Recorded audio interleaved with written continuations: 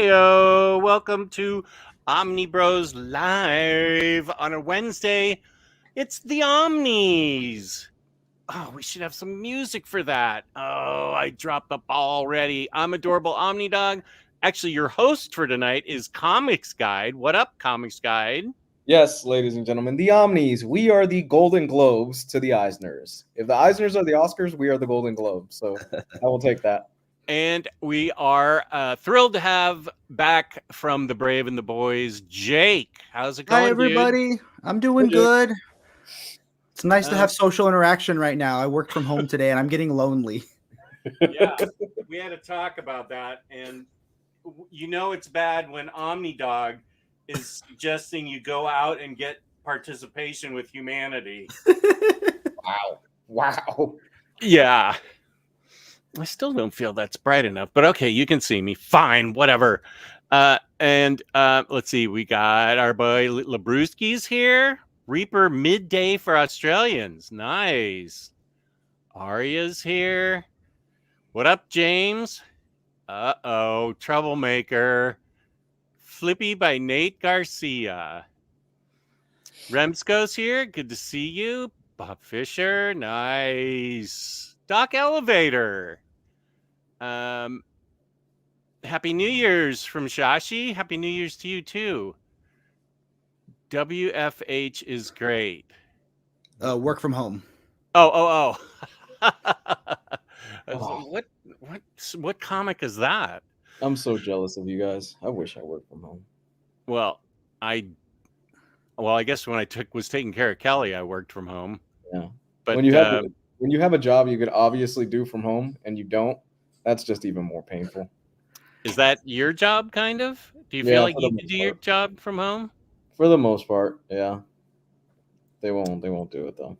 Oh man, because if you were working from home all the time, it would give you more of a chance to order books from InStockTrades.com, our fabulous sponsor, where you can get, okay, wait. You can get, Gio has so many of these damn things in here. There it is. You can get your collected editions from 30%, sometimes all the way up to 60 or 70% off in the red tag sale. Don't forget to add your 2% loyalty discount to that. At the end of every month, we just started a brand new year. So at the end of January on a Monday, we'll be giving away a free $50 gift card to a lucky viewer out there in a completely legit randomized contest, unlike when I ran it. Oh, are we live? Sorry. $50, order $50 or more in an order in the United States. Free shipping. Wow, that's amazing. Fabulous customer service, fabulous packaging. That's InStockTrades.com. So now that I've been a guest on OmniBros, am I banned from ever winning the gift card if I'm ever just a viewer? I don't know. That we'll have to ask. I don't. It's fine with me. I mean, I don't know. You're just a guest, so you're not like. We can't Good, do it. because I was gonna leave right now if this means I can't win the gift card someday. That's a great gift card. That's a free shipping gift card. Yeah. Labrewski just placed a big order with IST tonight. Nice. Dylan's here. Good to see you, Dylan. AS. What up, OmniBros? What up? Let's go with yes. Banned. One less competitor. I'll just have my wife join. Yeah, there you go. There it is. So we've got the Omnis, which we've been doing for 7 years. When did we start this? 2016 or 2017? So we've been doing it every year. And this year, there are fewer voters on the show because many of them, like Riley and Gabe, have read most. Oh, and Week in Geekdom have read mostly manga. So I am one of the few OmniBros that actually collects Omnis. I might be no, Riley still collects them. He just doesn't read them. He's got his axe murderer cave of manga that he goes and visits. What else? You say what? Yeah. Go ahead and we can talk about whatever you want to talk about. We have many different things we can talk about before we get to the Omnis or during the Omnis. we have the author of that clip sitting in with us. Jake, Hey, oh it came from you though. That was all your idea. I was just your tool. You were the conductor. You put the vision. You took the vision of me and made it a reality. So that's Jeff. That's just amazing. Actually, I can see a bunch of things we could play as just the greatest hits from past years, like this one. Sony Lesser. Oh, and so you get free cereal? I want to get pregnant. Yeah. That's good. What a good bonus. We'll talk about that after the stream. Okay, good. We'll figure something out. Figure out for me. There's got to be an easier way to get free cereal. Good news. Pregnancy cereal is back. Not because my wife's pregnant, but because the baby is old enough where Wick switched it to now we get foods and not just baby formula. Oh, nice. So we get regular food. So your first order is 20 boxes of Cinnamon Toast Crunch? Oh, it might be happening. Yes, it might. Yo, I saw something at the grocery store today, but my wife vetoed it. It was called Cinnamon Toast Crunch Spread. And it looked like a peanut butter, but it was made by Cinnamon Toast Crunch and it was like a cinnamon spread. And I'm like, that'd be good on something like right out of the jar. Maybe like on a Ritz cracker? I think that would be a good fit for it, right? Yeah. Okay, that should be one of the categories. What's the best what's the best thing for Cinnamon Toast Crunch spread? Yeah. The first 100%. First category. What did we eat this year? What is the best thing we ate this year? Costco pie would be mine. Costco pie. Let's see. We have here we go. Food talk. So yeah, Costco pie was big this in 2023. We're already in 2024 somehow. Oh my God. But yeah, food talk was a big deal because we talked about Costco a lot. Yes, we did. And I don't think I picked up on it. Have you been to Costco recently where they don't have the sundae anymore, the berry sundae? Stop. I think it might be getting phased out in favor of something else. You need to stop. I know. You don't put that out there. Don't put that evil out into the world. I think I read it somewhere. Don't manifest it. That's the darkest timeline. The darkest timeline. Don't put that out there. We're already losing the churro for a chocolate chip cookie. That's not a fair trade. Oh, I know. I think I read it in the same article. Stop. So no, it's not happening. It's not. James, why don't you research for us if the oh my God. because I loved that berry sundae. That was really good. I will say I went to Costco to get that peanut butter pie that you guys were talking about, and they discontinued it in my area. So I had to get the Sam's Club version, and it was good. But like I kind of felt like it was like when you ask your mom to get a toy and she says you have it at home. And it's just like not the same. Was it the size of a car rim? Because ours was the size of a car rim. It was a Sam's Club Costco size. Marvel Babs here. Cinnamon Toast Crunch. Ooh, put it on a King's Hawaiian roll. Okay. All right. That might work. Yeah, like toast a King's Hawaiian roll and put a little butter and Cinnamon Toast Crunch spread on it. I had, I think we had a recipe. We were younger, but it was like King's Hawaiian bread, French toast. And that was killer. Ooh, okay. Now you can make a Cinnamon Toast Crunch French toast. Will cause a rift in the space-time continuum. Charles Wilson, when are we getting that full ROM Omni review? From me?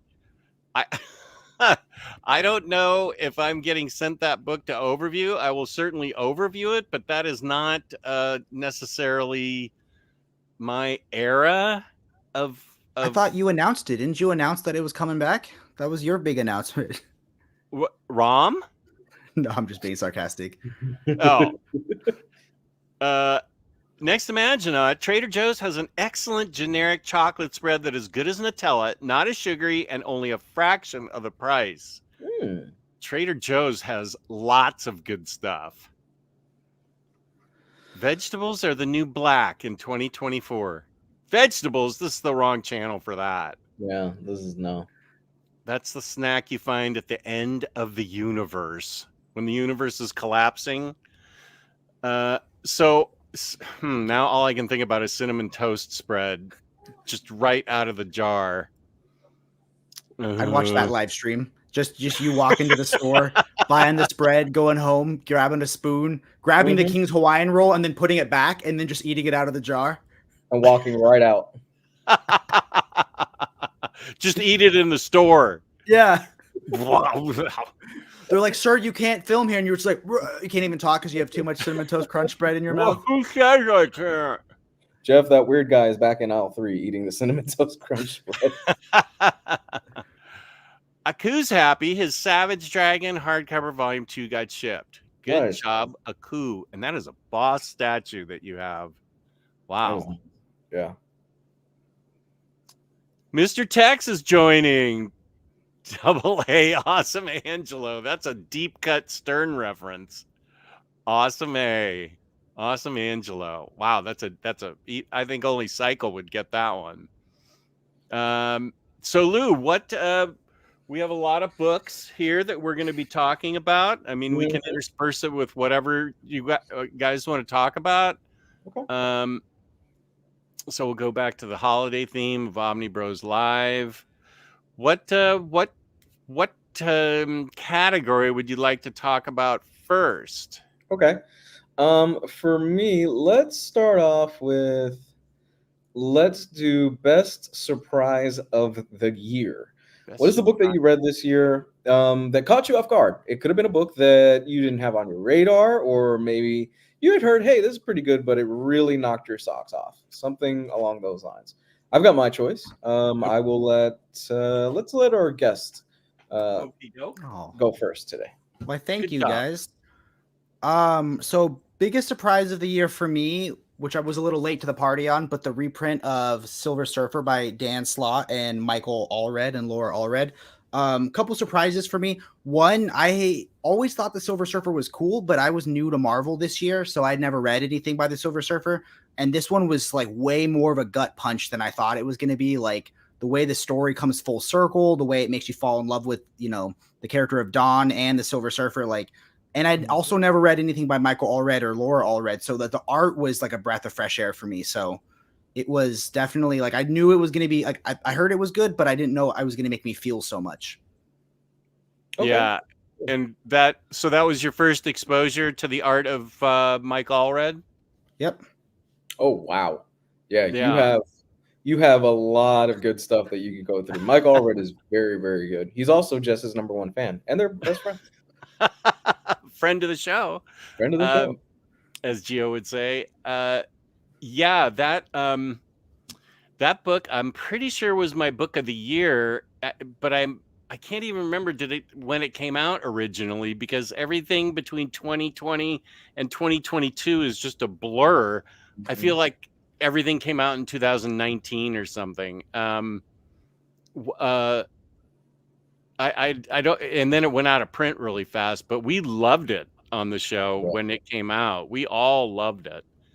And yeah. And it was very much a gut punch, as you said. Yeah. It was definitely my favorite Marvel read of the year. So, but just super surprising. Like I didn't think I would feel so much. Like I was like, I'm not crying, you're crying. Yeah, exactly. It's basically Doctor Who. If anybody out there has seen Doctor Who, it's the Silver Surfer being Doctor Who, and Dan Slott being a huge fan of Doctor Who. It totally makes sense. That is a very beautiful, well-written story. It's a love story at its core. And Alra's art is wow. It's so good, man. It really is. If you haven't read Ecstatics, you should. It's a crazy story. That's on my list. It's so much fun. I'm going to propose that Omnicat and I start reading that this month. That's on our list, and that's one of the few things that I haven't read. Let's see, it's Peter Milligan and then Mike Allred. Yeah, I heard that it's so great.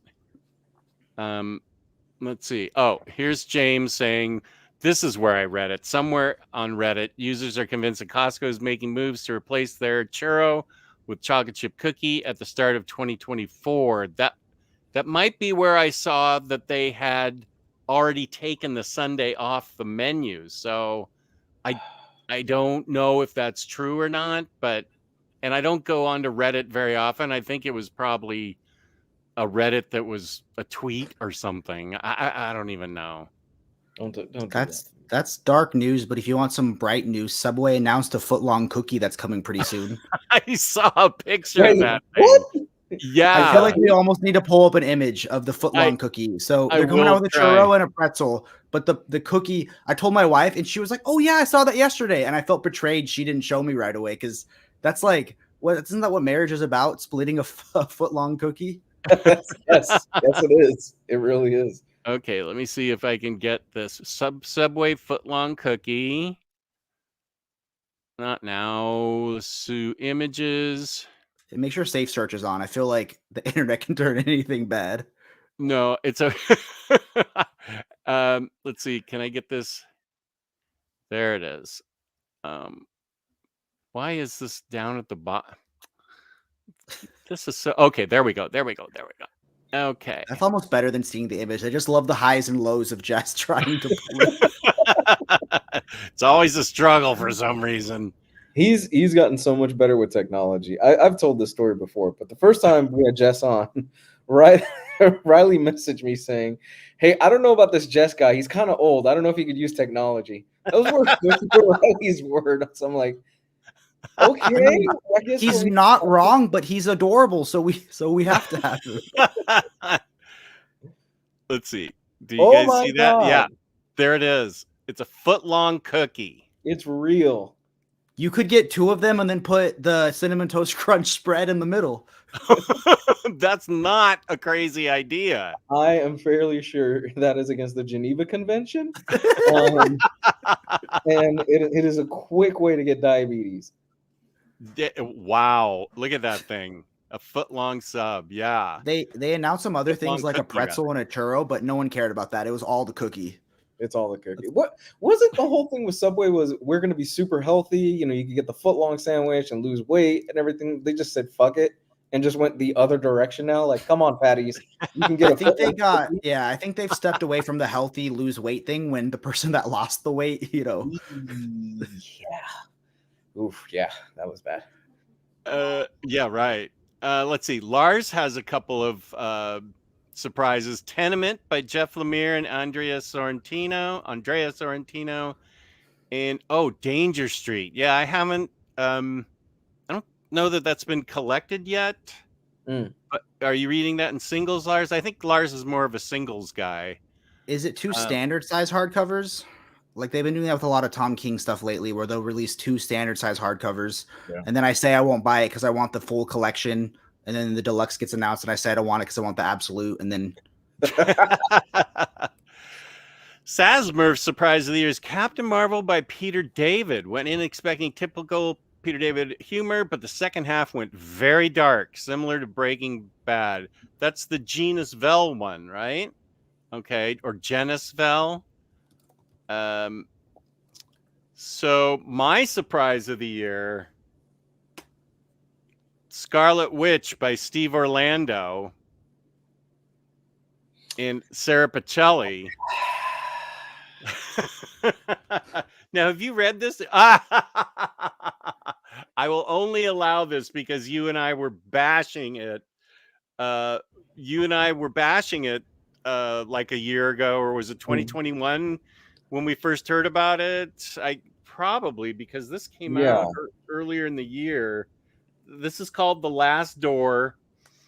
And she's opened a shop. Scarlet Witch has opened a shop where there's a door there that only opens when somebody needs a safe place and is in danger and needs Scarlet Witch's help. Wanda Maximoff is familiar with hitting rock bottom. Now that she's finally found peace, she's pledged to help others who are languishing at their lowest. But when a woman falls through Wanda's door with a terrifying story of a town god mad, the Scarlet Witch will have to muster all her wits and chaos magic to deal with the insidious threat. Plus, visits from Quicksilver, Viv Visions, Polaris, Darcy Lewis, and the villainous Scythia, and Agatha Harkness. Here's Viv Vision, as a matter of fact. The art, of course, is by Sarah Pichelli. We knew it was going to be good. Peace and love to Steve Orlando. Not all of his comics have been hits with us, and so we were a little leery of what this might be. This book is not only well written and well thought out, it's exciting with a fresh take on Wanda. The last door concept I found super interesting, where she was trying to help people, and it goes into all kinds of different places. It goes, cosmic, it goes earthbound. Darcy is a big part of this. Darcy even gets a visit from, oh boy, I'm not even gonna, what's this chick's name? For the beep, beep, beep, beep. The Daughters of Enyo. She's in charge of the Daughters of Enyo. And she is after Darcy Lewis because Darcy killed one of the Daughters of Enyo in self-defense. Darcy Lewis.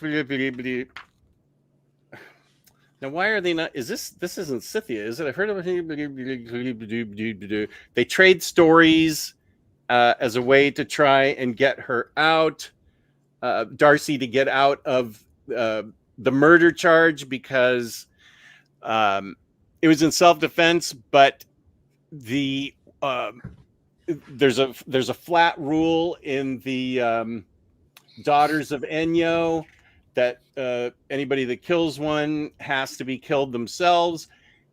And the Scarlet Witch, I mean, they do battle, of course, because it's a comic book, but the Scarlet Witch talks, I guess this is Scythia.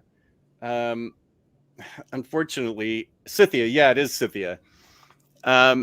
Not only does she defeat her in battle, but she gets her to come around to a different way of thinking and saying, don't you think it's time, if you're in charge of the daughters, if you're not happy with the way this is, maybe it's time you changed your tradition. So she de-escalates it after major fighting, which is really cool and really well drawn by Sarah Pichelli.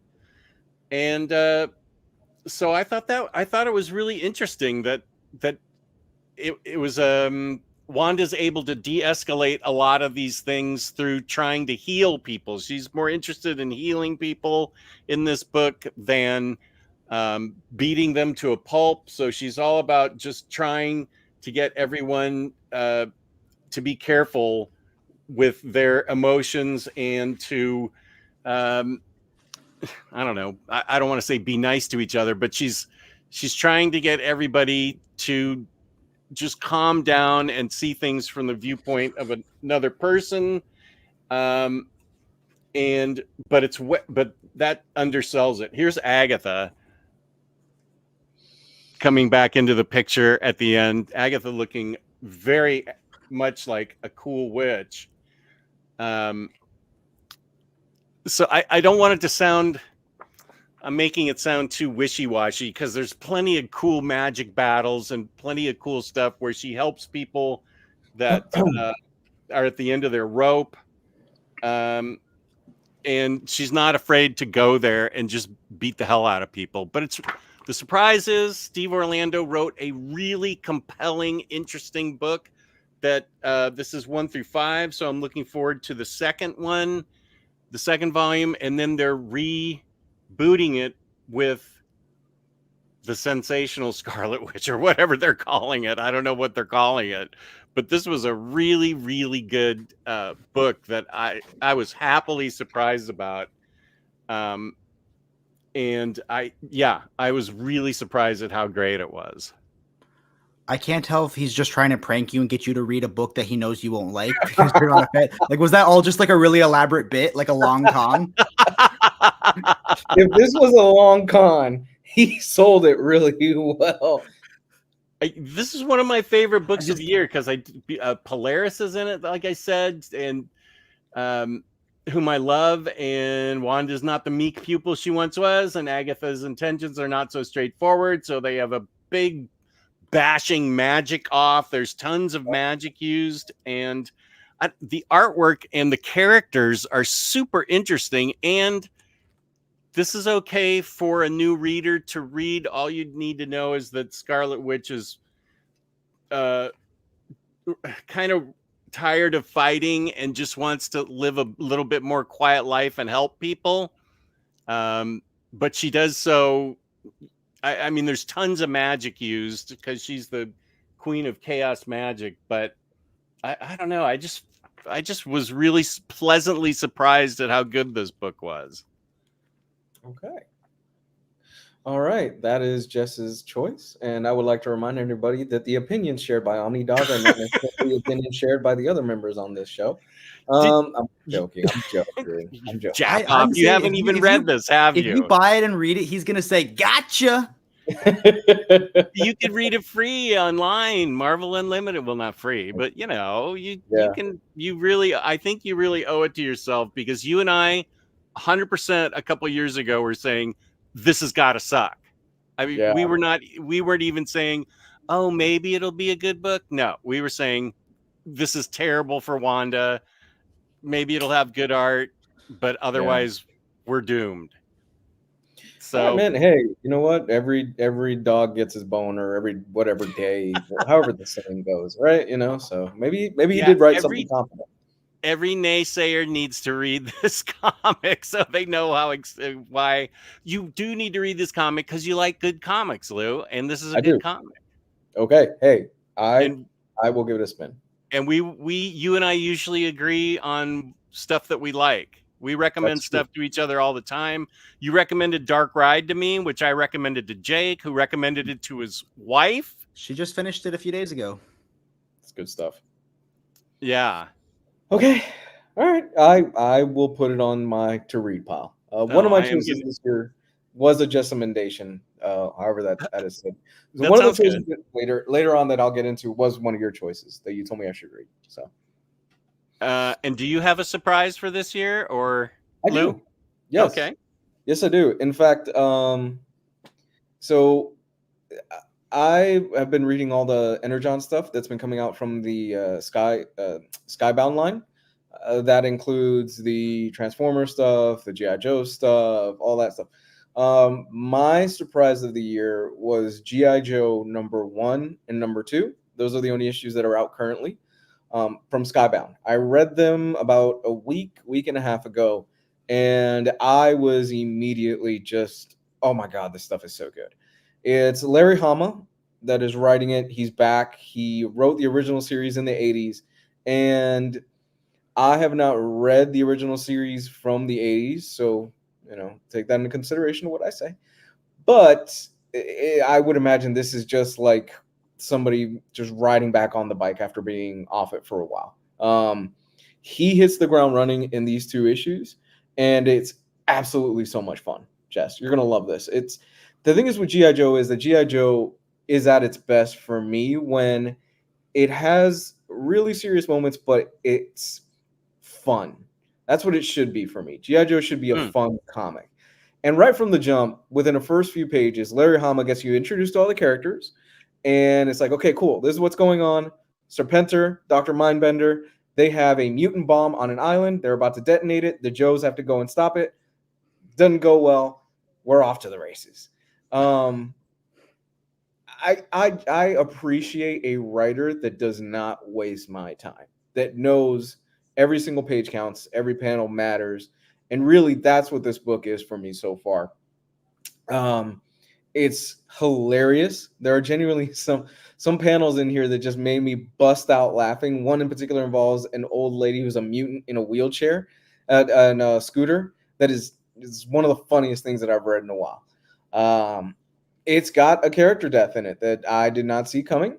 And not only that, it's just really, really well done comics. I think for me this year, it's been the old guard really showing the young guard. This is how you do it. It's nothing against a lot of new writers. There are tons of new age writers that are doing really good stuff. Tom Taylor, Rainbow Rowell, I think that's how you pronounce it, is doing She-Hulk. There's tons of them. But for me, the old guard just said, no, this is the way you do it. I just like the pacing of how they do things. It's a lot get to the point more. And G.I. Joe is that for me. G.I. Joe is so much fun. The art on it is so good. It's got echoes of Sean Murphy, which is I love Sean Murphy's art. I forgot the name of the artist. G.I. Joe Skybound. Give me 1 second. So there's only 2 issues out of it right now, but I think you'll enjoy it. Do I need to know anything about G.I. Joes ahead of time? Or No. just that they're a fighting force? Do you have to read the other Energon stuff to go with it, or just can you read G.I. Joe by itself? You can read G.I. Joe by itself, and you will be totally fine. Larry Hama catches you up to everything that's going on, who the Joes are, within about 3 or 4 pages. And it's, like I said, off to the races. Who's the artist? Why can't I find out the artist of this? Cover art. Okay. Larry Hama. Chris Moneyham. Yeah, Chris Moneyham's art on this is really good. And like I said, he has this style that's kind of similar to Sean Murphy's, only it's not as pointy, if that makes sense. It does. You know what I mean? Sense. Yeah. Yeah, because Sean Murphy, when he draws chins, they're always like really sharp. And he does a lot of really sharp. Right. He does a lot of sharp angles. And Moneyham's art is very scratchy, but it's more rounded off. The book is great, honestly. And I am super jonesing for all the stuff that Skybound is doing with the G.I. Joe, with the Transformers line and everything like that, because it's so good so far.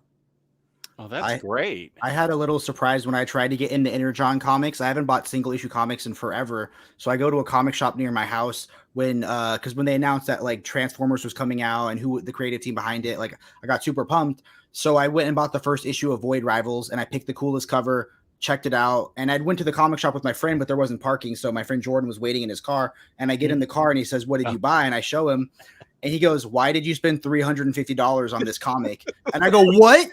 And I guess like I grabbed the cover with Star Screech on it or something, like the Transformer, because it was the cool cover. And I didn't realize the guy didn't say anything. I didn't check the sticker. I just swiped my card and I had to like sheepishly go back in and go, "Can I exchange it for a regular cover, please?" I love that story. That's so great. I was too shy to go back and get the rest of the Energon. So I just have this one lone Void Rivals and I'm ready to do the rest of the Energon stuff. Hey, at least you didn't show up to the house with a receipt and it said $350 on it. And your wife stopped. Yeah. Think of how many Subway cookies that could have been. Oh my God. That's like a mile of cookies. Let's see. I saw that AS says there was a lot of hate for Tom King's Batman, and I finally read it. Surprise? Loved it. I also loved it. And Doc Elevator says Tom King's Batman is good. Anything wrong with it came from DC editorial messing around. I made the mistake. I should never do this, but I was on Twitter because my daughter sent me something about the Rams. And so that's really the only reason I go on Twitter is to see something about my football team. And then it said Tom King was trending and I go, "Oh, good. Let's see what it's going on with Tom King." Oh no. And it was that James Gunn had announced like the writers of the writing team are heading off the DC cinematic universe, and there was so much hate for Tom King, and I'm like, whoa, I didn't need to see this. What's going on here? So that poor guy, I loved his Batman run. I've loved almost everything he has written, and I just that's my surprise. I had no idea there was just general hatred for his writing, which I don't get because I think a ton of his stuff is brilliant. So No, I'm gonna go on. I'm gonna go on record and say I think a lot of that hate is people that haven't actually read any of his comics. Because yeah, a lot of people didn't care for his Batman run, but dude, the stuff he did even after that Batman run was knocking out of the park. I mean, Everything but one. yeah. The strange, the one that just came out, Strange Adventures. Strange Adventures, fucking phenomenal. Woman of Tomorrow, phenomenal. Up in the Great Sky, stuff. phenomenal. Yep. I think he really found his bag. Is like, okay, I'm just gonna do short stories. I'm gonna do Human Target is amazing. The art I on need to that. read that. Oh my god! I downloaded that to read it today, and then I got too busy with work. But that's gonna be the next thing that I read. Yeah, I think the people are either jumping on the bandwagon or just haven't read his stuff. Because look, I will even say that I didn't care for his Batman run. It was highs and lows for me. I loved War of Jokes and Riddles. I didn't really care for the first arc. The I Am Suicide stuff didn't really vibe for me. But you can't deny the man has an impressive catalog.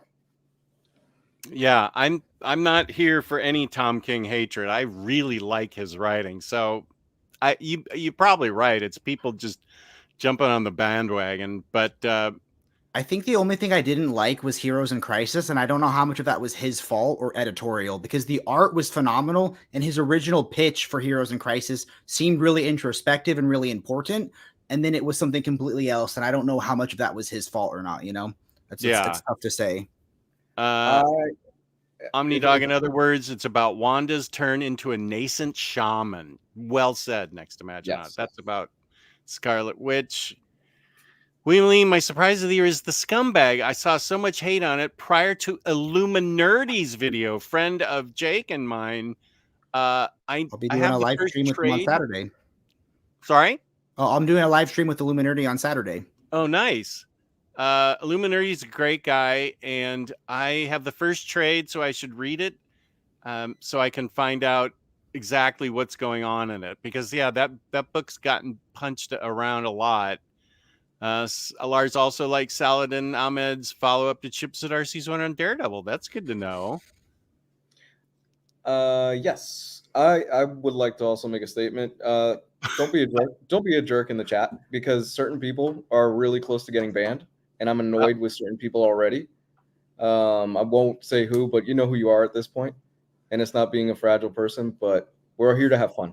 So don't be a dick tonight, man. Yeah, because we're all tired of it behind the scenes. All right, so moving on. We need an Omar spinning face to move on from that. Okay, just a sec. It's in page 99 of all of Geo's things. See, everything's better now. I do want to say that, let's see. Midnighter. That's his other good book.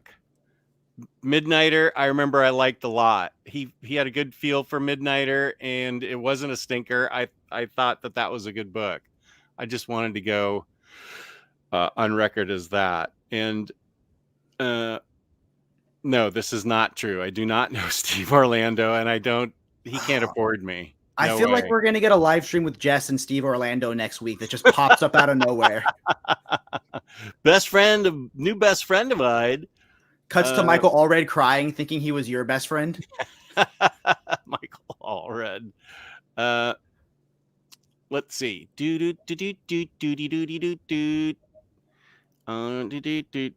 Started Woman of Supergirl tomorrow.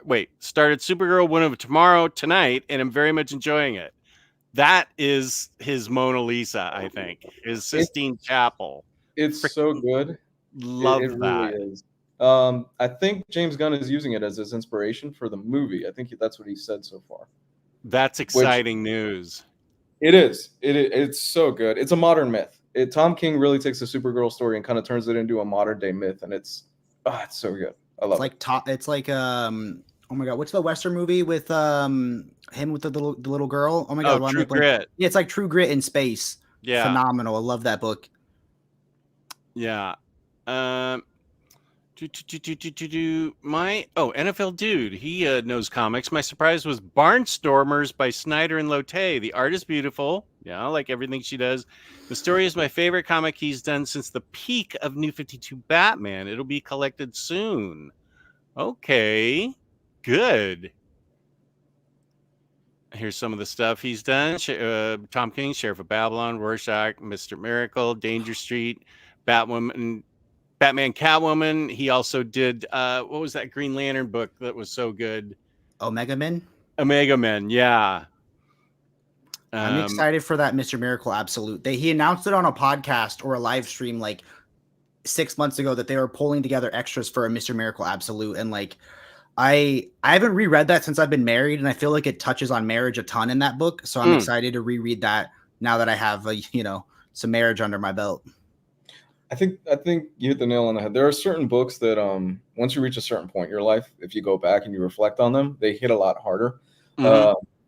Day Tripper for me is definitely that book. Day Tripper is a weird one because the older I get, it's like, wow, they just nailed it. They hit every single step that most people go through as they get older, whether it's you lose your friends as you grow older, you have a kid, you get married, they nail all the crucial moments for me in that book, and it gets better and better as you grow with it.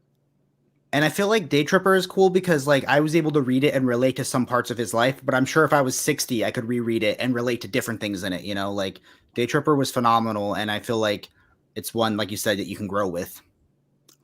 Yeah. And this will be the last one on that. I totally want an absolute of Supergirl Woman of Tomorrow. That artwork by Elquist what's her name? Ellis Elquist. Elquist. I can't think of how she pronounced it, but it's gorgeous art. She also has a bit of a pointy nose, shiny nose thing going, like Sean Murphy, but it's gorgeous art. Oh, good. You liked Blue Book. That's good. Did you read that, Lou? You did read that. Very good. Blue Book was very good. Blue Book is better if you read it and you listen to the tapes after, because you can read it and think, okay, I'm not entirely sure if she's selling it, but you listen to the tape and Jesus, you buy it. You absolutely buy it. You can hear that even he's undergoing hypnotherapy. You can hear the terror in his voice. He is absolutely frightened in that hypnotherapy session.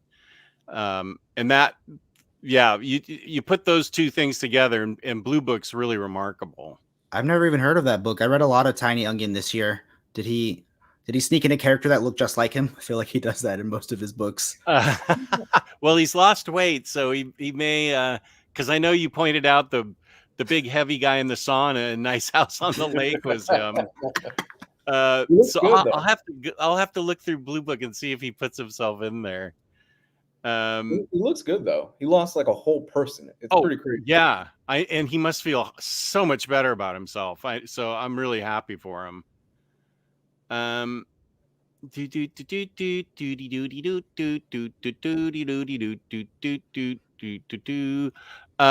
Okay, so what would you like to talk about next? Let's go with, we'll save that for later.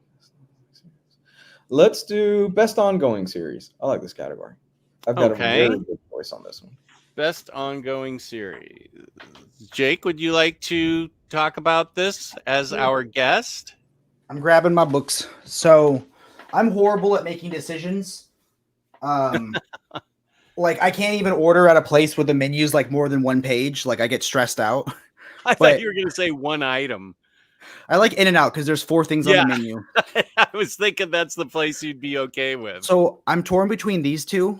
Nightwing, I've absolutely loved, and I would say maybe it was my favorite ongoing series of last year. It lost a little bit of momentum when they had to do the Fear State crossover, but it got back into its form, and I've absolutely loved it. World's Finest, I've only read the first volume, but I have the other books to read, and this was one of my favorite things I read last year. So those were my two. I think it's the best of what like of the DC that I like that DC's putting out right now, and they're the ones I'm most excited to collect and read going forward. Those are good choices, and I need to get caught up on those because yeah, I need to get caught up on those. My choice is Rainbow Rowell's She-Hulk that Lou mentioned earlier. This is volume 3. They are rebooting it as Sensational She-Hulk, still by Rainbow Rowell. They bring in, first of all, Hellcat's in it, and any book with Hellcat in it is automatically better. She starts. They do have, they show her conflicted inner self because she's 100% She-Hulk in this book. She does not go down to Jennifer Walters' human form, I think, at any point. She's like fully greened up. Besides fighting crime, and she's a lawyer for a new law firm, and they end up at first the head lawyer, it's just She-Hulk and the head lawyer. The head lawyer says, I don't want any of your crazy superhero stuff. And then their business soon becomes nothing but defending the kookiest villains in the Marvel universe. And it's hilarious and great. And she has a love affair starting up with a guy that I wasn't familiar with, but that's okay. You can go in this. Oh wait, is that regular Jen Walters? Okay, so she does go to regular Jen Walters at some point, but Jack of Hearts is her love interest, and this guy apparently absorbs radiation, and it was a problem because they were an item at some point, and he absorbed her radiation to the point where she couldn't be She-Hulk. But he's undergone some kind of change, and so they have a believable. I mean, I realize that our hobby is the hobby of all hobbies where you have to suspend your disbelief the most. So you have to go with the fact that this guy just drops out of the sky and he's okay. He's a little healthier, and they have a nice little love affair. She's in the apartment of Wasp is loaning her apartment, nice apartment in New York City. But it shows a vulnerable side of Jen, and it also shows a super kick-ass side because Titania shows up in like the first issue and just wants to fight her, and Jen is like, no, wait, this is great to fight, but you're not even a villain right now. You haven't even done anything. You don't need to fight me. Let's have a fight club. And so it's like all these people fighting, including the not Incredible Hulk, the Thing, and Titania, the Thing, Volcana, Jack of Hearts, Mystery Guest. I don't know. Jack of Hearts doesn't fight. Luke Cage is there, who is apparently the mayor of New York City. So you can see that I pop into Marvel books a lot here and there where I don't have a clue what's going on. But it didn't stop me from enjoying this book because she takes care of things as realistically as a big green superhuman lawyer can. She has another guy that's wooing her named the Scoundrel, and I have to say he's extremely handsome. He is a scoundrel. But the ordering this book as you speak. Hold on 1 second. There's 3 volumes. You want the Scoundrel? Yeah, I don't blame you. She doesn't trust him though, and there's good reason why. But there's so many. There's a lot of. I hate to use this word because it gets used a lot, but there's a lot of heart in this book. You root for Jen, and you root for her wanting to just have as normal a life as she can as a She-Hulk. Rainbow Rowell I think is really going to be, if she decides to keep doing it, I know Peter M has recommended her 6-volume set of The Runaways to me for like a whole year, and I haven't read it yet. He says it's fantastic. So I really dig all the different little conflicts she has and how she leans on Hellcat for help. Goes through the same anxiety that any person goes through, even though she's big, green, and hulked up. But and Andy, if you remember, Awesome Andy, the guy that I forget where he first showed up, but he talks through his chalkboard, and he's the receptionist for the legal office, and he's really funny. He's not a bad guy. He's turned into a good guy, and I don't know. It's funny and charming and easy to read, and you don't have to read. I don't know what She-Hulk's coming from at all out of this book. Whatever has happened to her before happened. Something Avengers probably, but I'm looking forward to this continuing, and it's really a really fun book that I really like a lot. That would have been a perfect opportunity for Jess to go, this book has a lot of heart, a lot of Jack of Hearts. Since oh yeah, like that was the perfect opportunity for that, right? Yeah, let me go back. We'll edit this out. Yeah. Okay. Okay. That is actually my choice as well. Really? Yes, that is one of the recommendations that you told me to pick up, and that is actually my choice. Recommendation that you liked. Yes, this is the first thing that you've recommended to me, Jess, in a while that I was like, you know what, I'm going to give this a shot. Not because I haven't trusted your recommendations, but because I've been super busy. And I've never heard of Rainbow Rowell. I believe that's how you pronounce it. And to be honest with you, this is great. This is so good. She's so talented. She really gets who the character of She-Hulk is. I mentioned this on the show on Monday, but to me, so the book really starts out with your kind of stereotypical She-Hulk story where, okay, She-Hulk's down on her luck. She's just starting to really try to to kind of rank up and being a lawyer again. She's starting over. It's kind of the same thing that we've been seeing for a while, but Rainbow Rowell really gets what makes the character fun, lighthearted, and mixes in kind of a pseudo love story based on what I'm reading with Jack of Hearts, who Jack of Hearts has been missing for. I don't even know who the character was before this book. I've never heard of Jack of Same. Spades, Jack of Hearts, whatever it is. I can never. Jack of Hearts. Yeah. I don't know who he is. Yeah. So for me, it was really interesting. I didn't really care about the character, and then you start getting into kind of his backstory and everything that he went through and how he was in space for a long time, and technically he was dead. And now that he's back, and they're trying to keep it under wraps because of the whole thing with Tony Stark and everything. And it's great. It really is that good. It really is just a fantastic read all the way through. I can't wait to keep going with it. I know it's 3 volumes, and then they're doing the Sensational She-Hulk, which I am all for that. It's still Rainbow Rowell, but is it the same artist for a Sensational She-Hulk? That I don't know. I love this artist though. Is she going to cross over with the Sensational Scarlet Witch? Probably. Yeah, I don't know.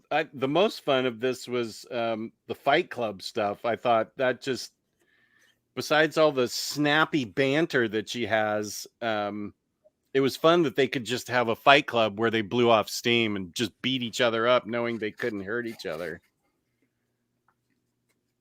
But I haven't read any of the Sensational She-Hulk yet, so I don't even know how many issues of it are out. Mm-hmm. NFL Dude says, my ongoing pick is End of the World by Aaron. He's writing 2 young teens, and it's unlike anything he's written going back to the other side, but it still has hints of the darkness he's known for. End of the World. Who publishes that, NFL Dude? I think Jason Aaron said that's one of his most personal books. I don't know where I read that. I think, don't quote me on this. I think he mentioned something about a divorce on Twitter and how that book really is like him working through some stuff. Full title is Once Upon a Time at the End of the World. Yes, written by Jason Aaron. I've been eyeing the She-Hulk book. Maybe collect it later on when it's collected in Omni. I've got it in trades, so there's your Omni, and I'll continue getting it in trades because I'm not waiting for the Omni in 2026. But that will be why we get the Omni, because you sacrificed for us. Exactly. It's worth it. It's worth it. No, she's really killing it on this book. It's so well done. Honestly, it really is one of the best reads of the year. You recommended it to me, and I had heard from 11 O'Clock Comics how good it was as well. So I knew there was a seal of quality there. No. I had been meaning to pick it up for a while. Who's the artist on this? Because they're doing really well. I think it's for She-Hulk.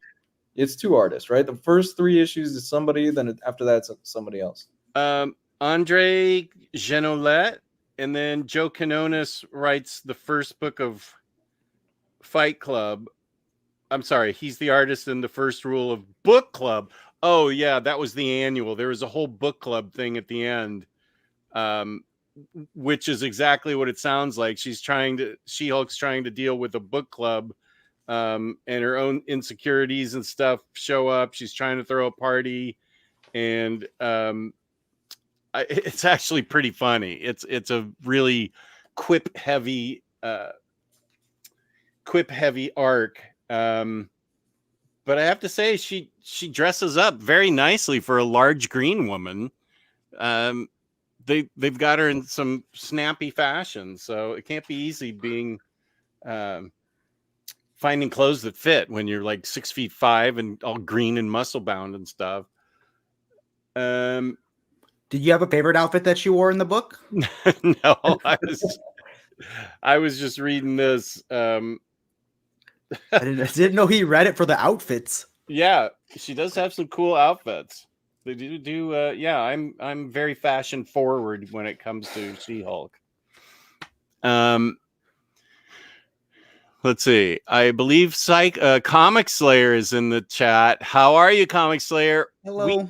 We don't have a category for best indie books. I don't think we're doing. Maybe we should start putting that in for next year. I know that there are several indie books that were good this year, including the book by Ride Chancellor's Summer Vacation and Bang, the Ballad of the Tiger, and then that huge chunk of indie comics that Cycle sent me. So I should have a whole show just on indie comics, like indie, where they're, Goiter and small press. That's what we should call it instead of indie. Small press. Jack of Hearts is a Z-lister who is in Deadly Hands and Avengers. He's the guy who blew up the Avengers mansion in Avengers Disassembled. Oh, okay. Yeah, this is the first. I don't even remember that. I think this might be the first time that you guys didn't watch my video on top 10 Jack of Hearts stories. I'm just kidding. I think what is it, La Muerto or whatever is El Muerto might have had less appearance of him. And then, one thing is cool is that they do have an awful lot of covers in the back, and she's got some pretty boss covers that they've got by, Jen Bartel did this one of the Spider-Verse variant of her as like a green spider. That'd be a cool statue. That would be. Yeah, so that's always a plus when you get some of these covers in the back. All right. Yeah, see, there's your reason to check it out. Hey, here's Mary M. How are you doing? Hello. I love the covers. The covers on that book are beautiful. Yeah. It's Lonely at the Center of the Earth. At the Center of the Earth, get the Indie Award.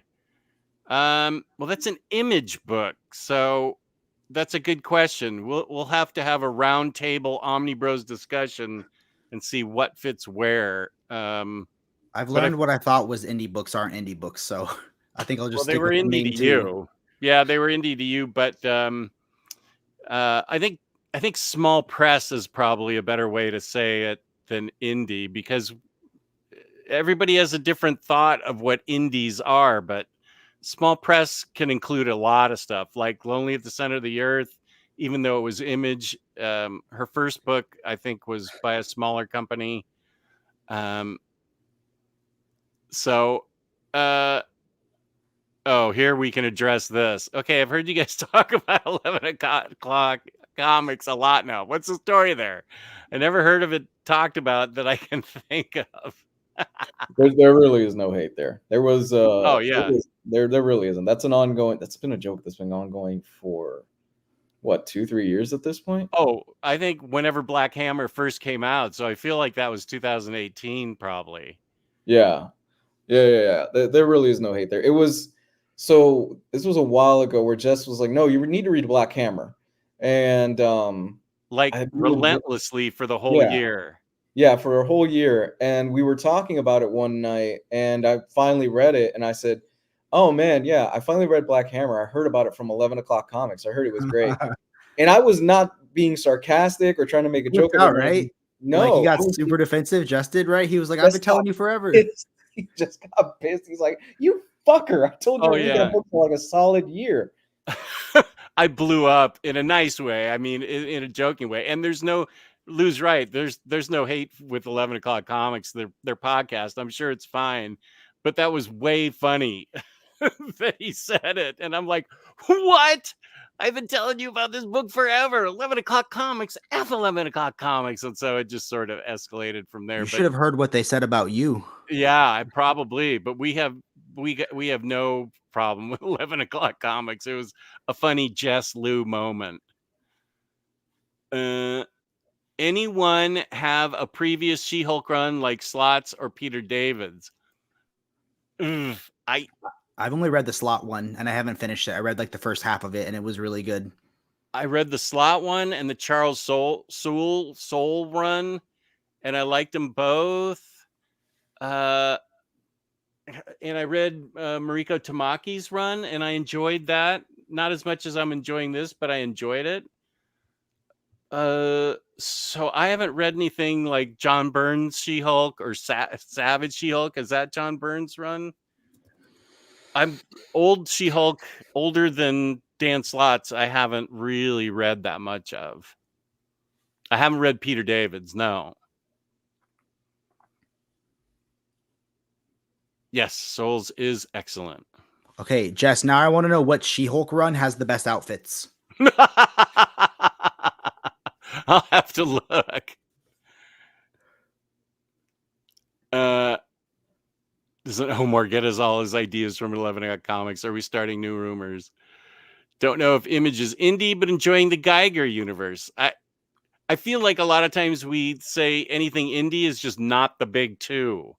Is Image? I mean, at this point, it when I think of stuff like Rachel Rising, where he's doing it all on himself, publishing it himself, art, edit, everything. That's real indie time. I mean, is Image even? I kind of think it's another big publisher at this point. It's almost the big three, yeah. Even though Image doesn't have as big of a hold on the industry as Marvel and DC, obviously, but I don't know. I don't know. There's a lot of people out there putting out a lot of good stuff, and they're just doing it by themselves. Yeah, and we're lucky for that. Mm-hmm. Yeah, it's an inside joke, which we get a lot of mileage out of. Burns She-Hulk is a lot of fun. Okay, good. That's good. Image is part of the big three. That is an indie. Okay, Comic Slayer has spoken. And I think we all agree that it is they're kind of the big three, but they do take a lot of chances with what they release that may not get released, but they do have a lot of big writers too. I don't know. Your mileage will vary type of thing. All right. Are we good to move on? Next one? Sure. Oh, wait. Let me use the signal. Okay. Now we can move on. Let's go with. Let me see. So I'm not gonna be in this category. Let's go with best collected edition. I don't have anything. I don't own anything physically, comic wise. So I'm gonna sit this one out, and I'm gonna hear what you guys have to say on this. So best collected edition. What was the best absolute trade paperback Marvel Masterwork hardcover image whatever that has come out this year that really blew you guys away? Not me dropping all my books as I try to grab the one on the bottom.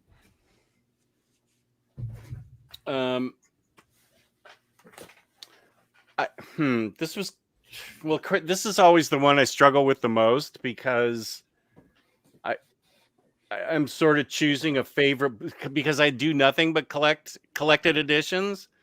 So this won't be the last time you hear about this book, but I will say that for me, Superman Space Age by Mark Russell and Mike and Laura Allred was the best collected edition. And I understand it's very U.S. centric from the time of the Kennedy assassination all the way up through the mid 80s.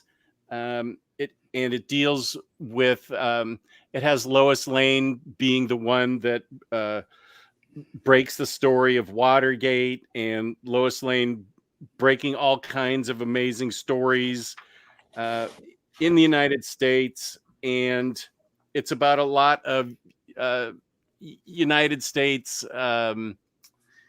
things that happen in the U.S. from the 60s through the 80s. And it's got Wayne Enterprises versus Luthor's LexCorp. And it also deals with Superman revealing himself to the world, although it's not an origin story. It's like an ongoing story of how Superman affects the US and how some of these other characters like Batman and Green Lantern and the Flash all come together for a Justice League type of scenario. It is written so brilliantly by Mark Russell, and the main thing that everybody is concerned about is that Brainiac's coming, but he's also more of a harbinger as to something even worse coming. And we deal with a lot of multiverse stuff, and we deal with Superman has at his disposal in his Fortress of Solitude, there's his father, Jor-El, speaking to him about all the various things that Superman should excel at besides having the gift of being, strong and invulnerable. He also has a brain that he should be super intellectual. And so there's a problem that happens at the very end of this book that deals with another Superman in a different multiverse where he uses his incredible intellect to help both worlds. And he uses his intellect throughout the whole thing to try and help the world. It may be me because I'm older and I was around for all those historical things. So maybe this hit me harder because I am an American and I was around to see what happened to the world in general and the United States in particular when these things happened. It's written so beautifully and so it's like a really tender-hearted Superman that makes you see why we keep thinking of Superman as the symbol of hope. What Mark Russell has Superman do in this, and Batman to a lesser extent. So, and I'm excited about the Batman book that's coming out by these two, Yeah, Mike Allred and Mark Russell. great. Yeah, it just it struck a chord with me that I think is going to be is I don't know. I understand that some international readers, after I put this up on my channel, said I couldn't quite get into it because it's more US centric. So I understand that sort of critique. That makes sense. But for me, this reader, this is pretty much my book of the year. I mean, I need to reread it again before I do my final video for 2023, but this just hit all the right notes, not too sentimental, but just sentimental enough. The vision of hope, the vision of wanting to help humanity. And when Clark Kent always meets with Lois in a bar and Clark is always drinking milk, it's just such a great, funny bit. And somehow Lex is, without giving too much away, this is like the most evil, selfish Lex I've ever seen. I mean, he is quietly a mass murderer with no conscience whatsoever. So and the way that it gets dealt with, I think, is brilliant. So this was my best collected edition. I love that one. That one was an awesome read this year. Okay, so I wasn't sure if best collected edition, if I was going off of what was the best like collected comic that I read, or if it was my favorite, like the actual physical collection of it, like the presentation of the collection. So is it just like, was it my like what I think was the best collected edition of the year, or what I think was the best story of the year? I think it can be what you want it to be. If it's something that was presented in a fantastic version, you know, like an absolute size thing with a bunch of extras, and something like that. So my favorite collected edition, like in terms of the actual presentation in the collection, was Superman for All Seasons. I loved like the gorgeous canvas slipcase. I loved the extras. And it was my first time reading the story. Jeff Loeb and Tim Sale wrote my favorite Batman stories. And I was super excited to read their Superman story.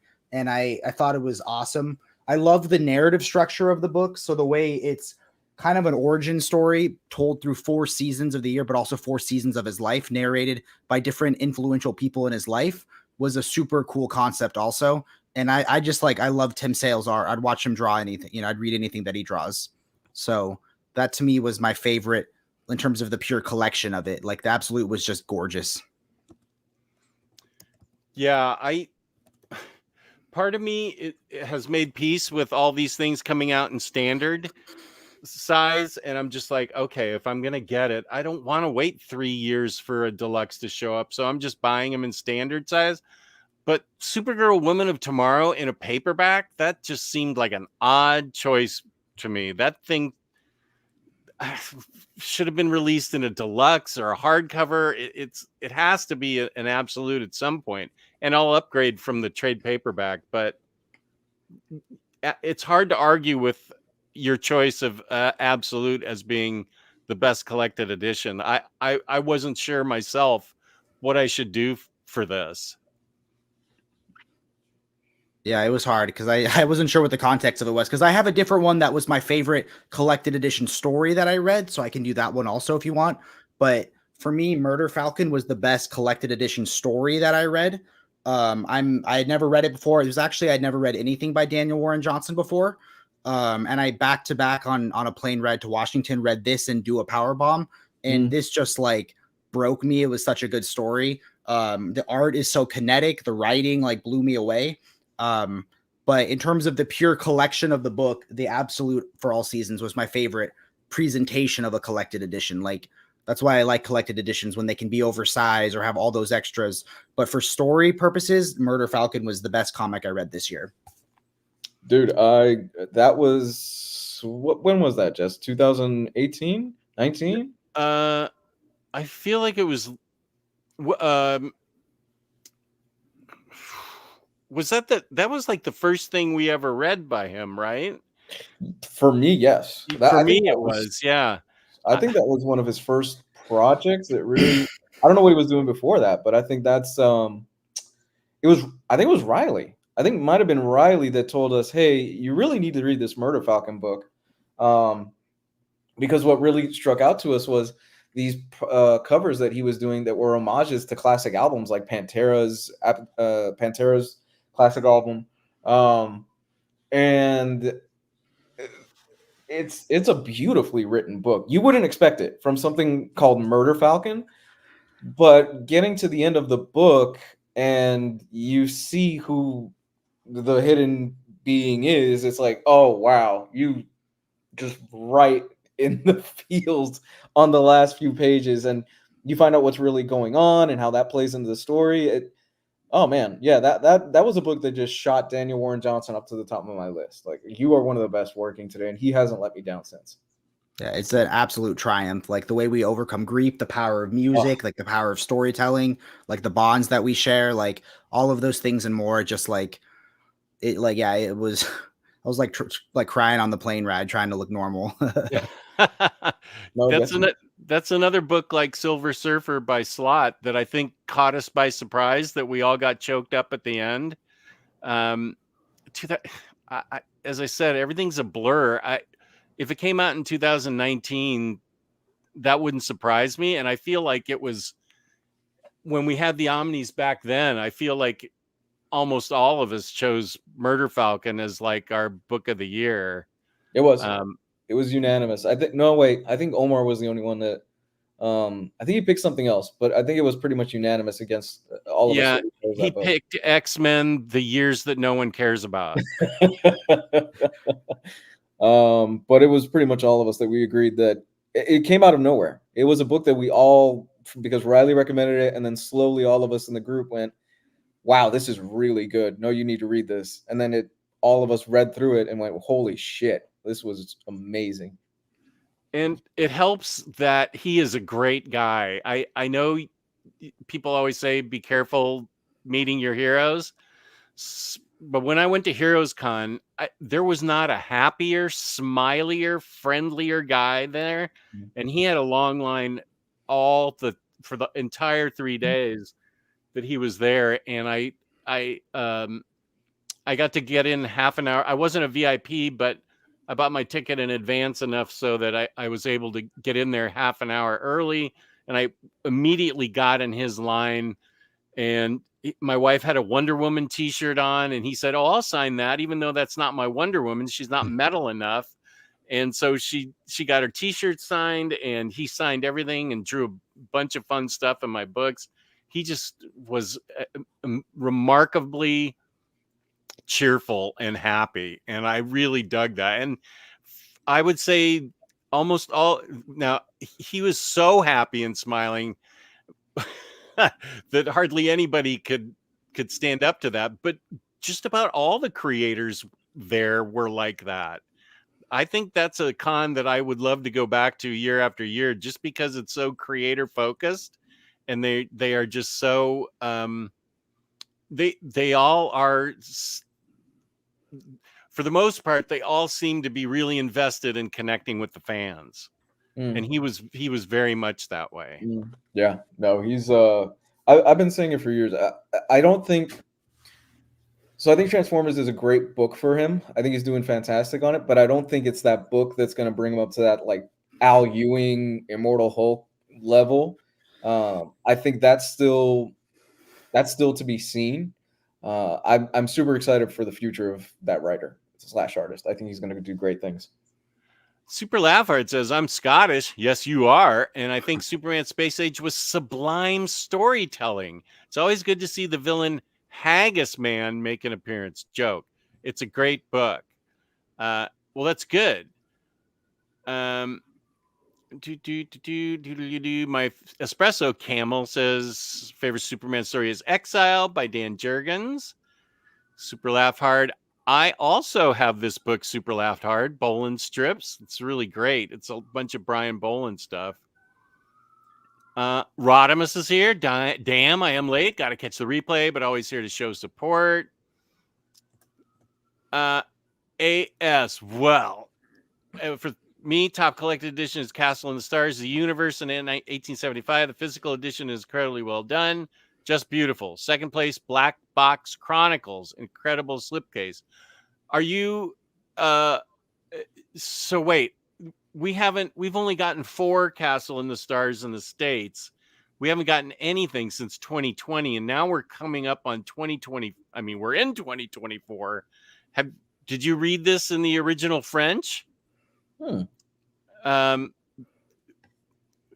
Because I've been banging the drum on Castle in the Stars for a long time, but we haven't had a new book since 2019 here. Has it been that long? Yeah, because I remembered that, and they were coming out every September regularly, and then the pandemic hit, and I thought, oh, it's going to get pushed back a year, but nothing's happened. But it has been published in France and Belgium, and I think Europe in general in the original French. I think volumes 5 and 6 have come out, so I'm bereft that we haven't gotten it. 007 says, rest in peace, Tim Sale. And next, Imagine Out agrees. Really hope they reprint Batman by Loeb and Sale Omni with improved binding and that previously uncollected Victory Lap Long Halloween special one-shot. Best collected edition for me has to be Ultimate Spider-Man Omnis. That was one of the best Marvel reads I did of the year. Yeah. Lou, do you ever think about buying physical comics again? All the time. I do all the time. The issue is it's more of a space issue, guys. I do miss collecting physical comics. I still collect physical media from movies and stuff like that, just because I think that's more of a preservation issue right now, more than comics. Not saying that preserving comics and buying them physically is any less important, because it is. But all the time, I do. I miss it a lot. I miss being able to just pick something off of my shelf and just go, yeah, that there is. I love digital simply because of the convenience and the space factor. And the fact that my tablet is like one of the stone tablets that the 10 Commandments were written on. So almost every comic that I read is about the size of an absolute. But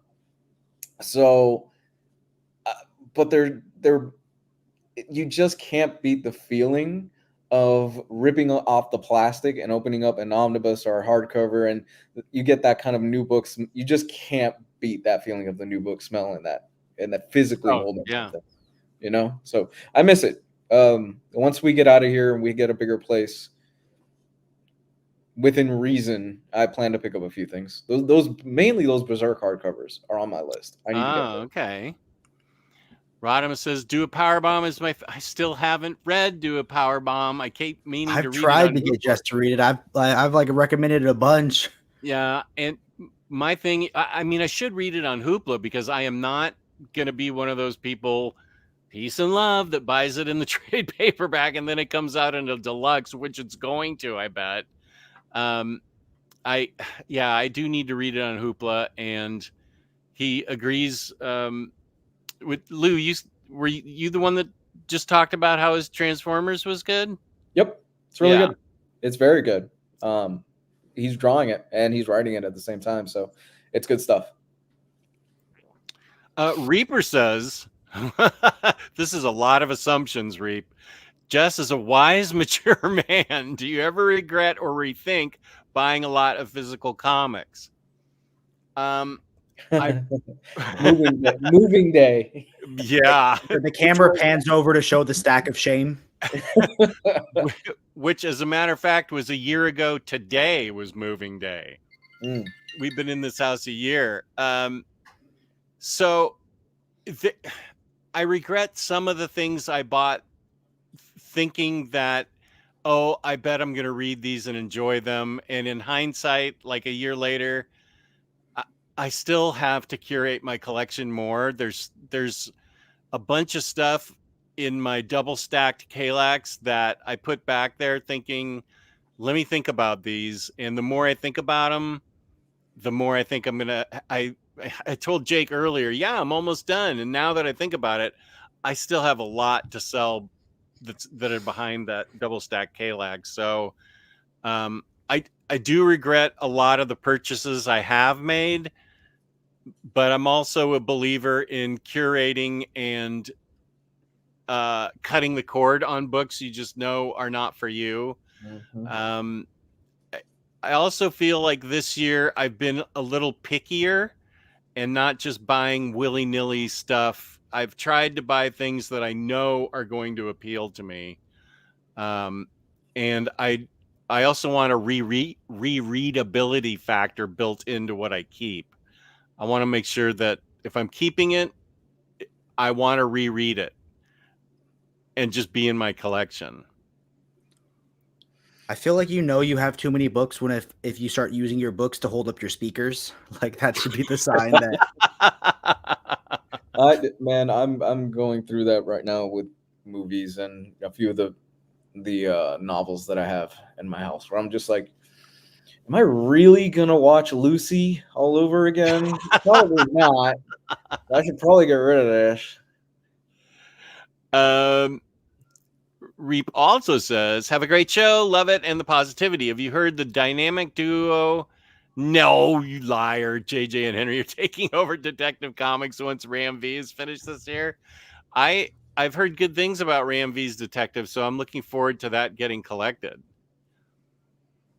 Cage is here. What up, Cage? YP's here, joining. Oh, and you changed your avatar. That looks like Mopey from Flash. The worst retcon ever. Is that Mopey? Hold time out. What? Who? Who is Mopey? This was a traumatic experience for all Flash Silver Age fans. Okay. Because the story is that lightning storm mixed the chemicals, fell on Barry Allen, and he became the Flash. So around issue 175-ish, this Mopey character came out of nowhere as he wasn't even like a Mr. Mixie-Pitlick. He was just like some impish angel that arranged for the chemicals to spill on him to create him. I feel like this was the late 60s or something, but even at 10 years old, I was like, oh, what? I don't like this at all. What, Mopey? What? And I can just imagine the internet, if it had existed back then, would have just torn Mopey to shreds. Why did you feel the need to? This had to be some dumb editorial decision. Why did you feel the need to bring in Mopey to retcon Barry Allen's origin? It was just really weird. And I have it in, I'm guessing it's probably Flash Silver Age 2 or 3. It was one of the last issues that Carmine Infantino was drawing before Andrew and Esposito took over. So, I mean, I'll have to look heavily for this. I feel like it's in volume 3, and I'm looking in volume 2. Yeah, I think it's in volume 3. But that was my first experience with a retcon. So YP is that looks like Mopey. Castle in the Stars, The Universe in 1875 was a Kickstarter this year in English. What? But it did cause me to need to read the French volumes 5 and 6. I got them on Amazon. How did I not see that Kickstarter? The Universe in 1875. What's up, Hondo? Omnidog, I'm about to buy Fear Agent. Enjoyed your video earlier on it. Good, thank you. I'm glad you are excited about it. I bought that a couple weeks ago, but I think it just shipped out today. Oh, it's so good. And it's been out of print forever. About the Tash, Edgar says, about the Tash and Silver Surfer collection for the holidays this year. I know that book got a lot of criticism for its scans, but it's easily my favorite way to read one of my favorite runs. That's what's important, that you like it. I've never been disappointed with Tash, and they print some beautiful books. In 2024, I will read more and buy less. I actually want to reduce my collection. I went onto Goodreads and I tried to mess with them and choose my 2024 reading commitment. I just picked 2 books, just knowing that I would read 2 books because I didn't even read 100 books last year. But then I read 2 books and it took my challenge off. So I had to go back in and read. I couldn't find it anywhere. So I had to go back and put in 50. I'm sure I'll be able to read 50. But Goodreads didn't have a sense of humor about it. I thought it was funny and they didn't. Rodimus, I think we all have issues with too much collecting, having so many figures I have to sell in Omnis as well just to buy other books. I'm glad to hear that from someone else.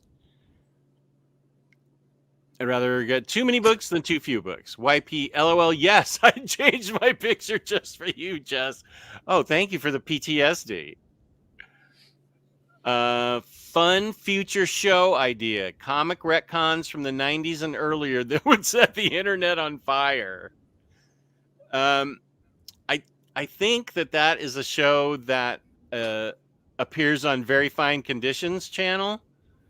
So although we could do it and that might make him really mad. So that's actually a good idea now that I think about it. The retcon is that you guys came up with the idea first. Yeah, exactly. Okay, are we ready for the next one? Yeah. Well, yeah, we just had wait. Okay, yeah, which one would you like to choose? Let's go with best miniseries. This is a category that I've been wanting to talk about for a while. Best miniseries. What do you guys got? Well, I'll go first because I've already talked about it. It was Superman Space Age. Ooh, it's going for a twofer. Yeah, it was 3 issues, and I'm sure there are other miniseries that were just as good, but this was my best miniseries. Sorry. Not sorry. Good choice. Good choice.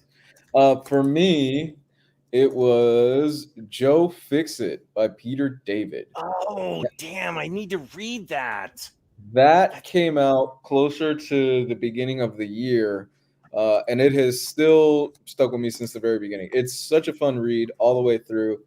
It's completely, I think this is completely out of continuity. It's basically Grey Hulk is in Vegas, and he's working as a bouncer for a mob boss, and then Kingpin shows up, and Kingpin's like, well, I want to take over this like area of the Vegas Strip. It just so happens Peter Parker is there, and Peter Parker is taking photos like on a vacation, and he gets involved in this whole thing. It's such a fun read, dude. It really it's just as much a Spider-Man story as it is a Joe Fix-It story. There are certain panels in here that are just so fucking funny. And as a story, it's only, I think, 5 issues long.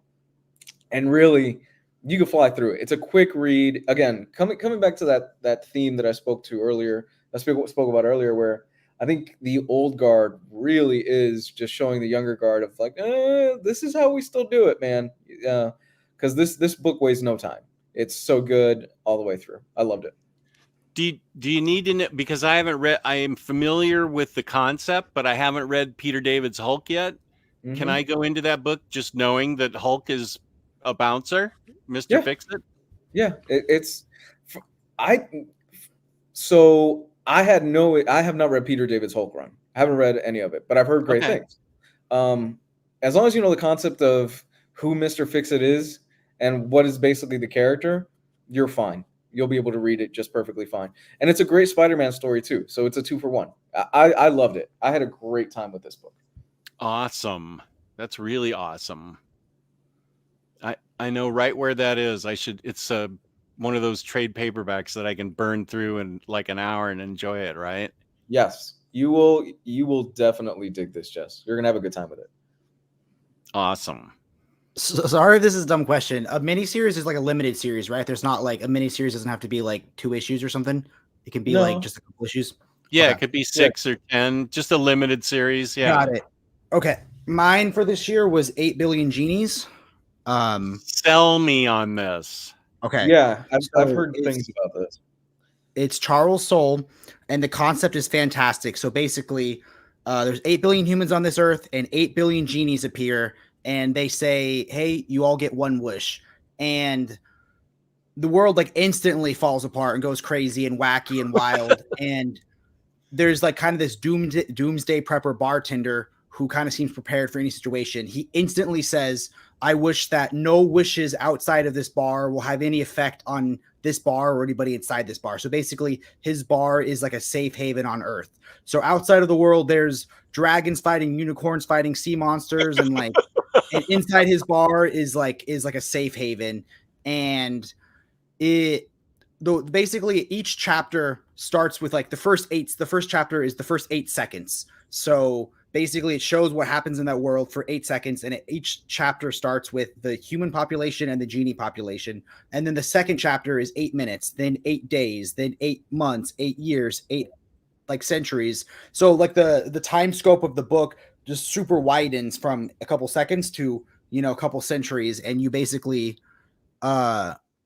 oh, sorry, I saw some in the chat. Yeah, it was fantastic. I love the in the extras of the book, you get to see their Google Doc where they were just throwing out hypothetical ideas of what could be included in the book. So that was super fun to read, like hear their concepts. And the art is fantastic. I love the way that the genies are drawn kind of differently than the rest of the book. And what I like is that the genies can set their own rules. So the genies take intention into account when they grant a wish. So they're like, they can, and if two people wish for the same thing or for opposite things, they cancel each other out.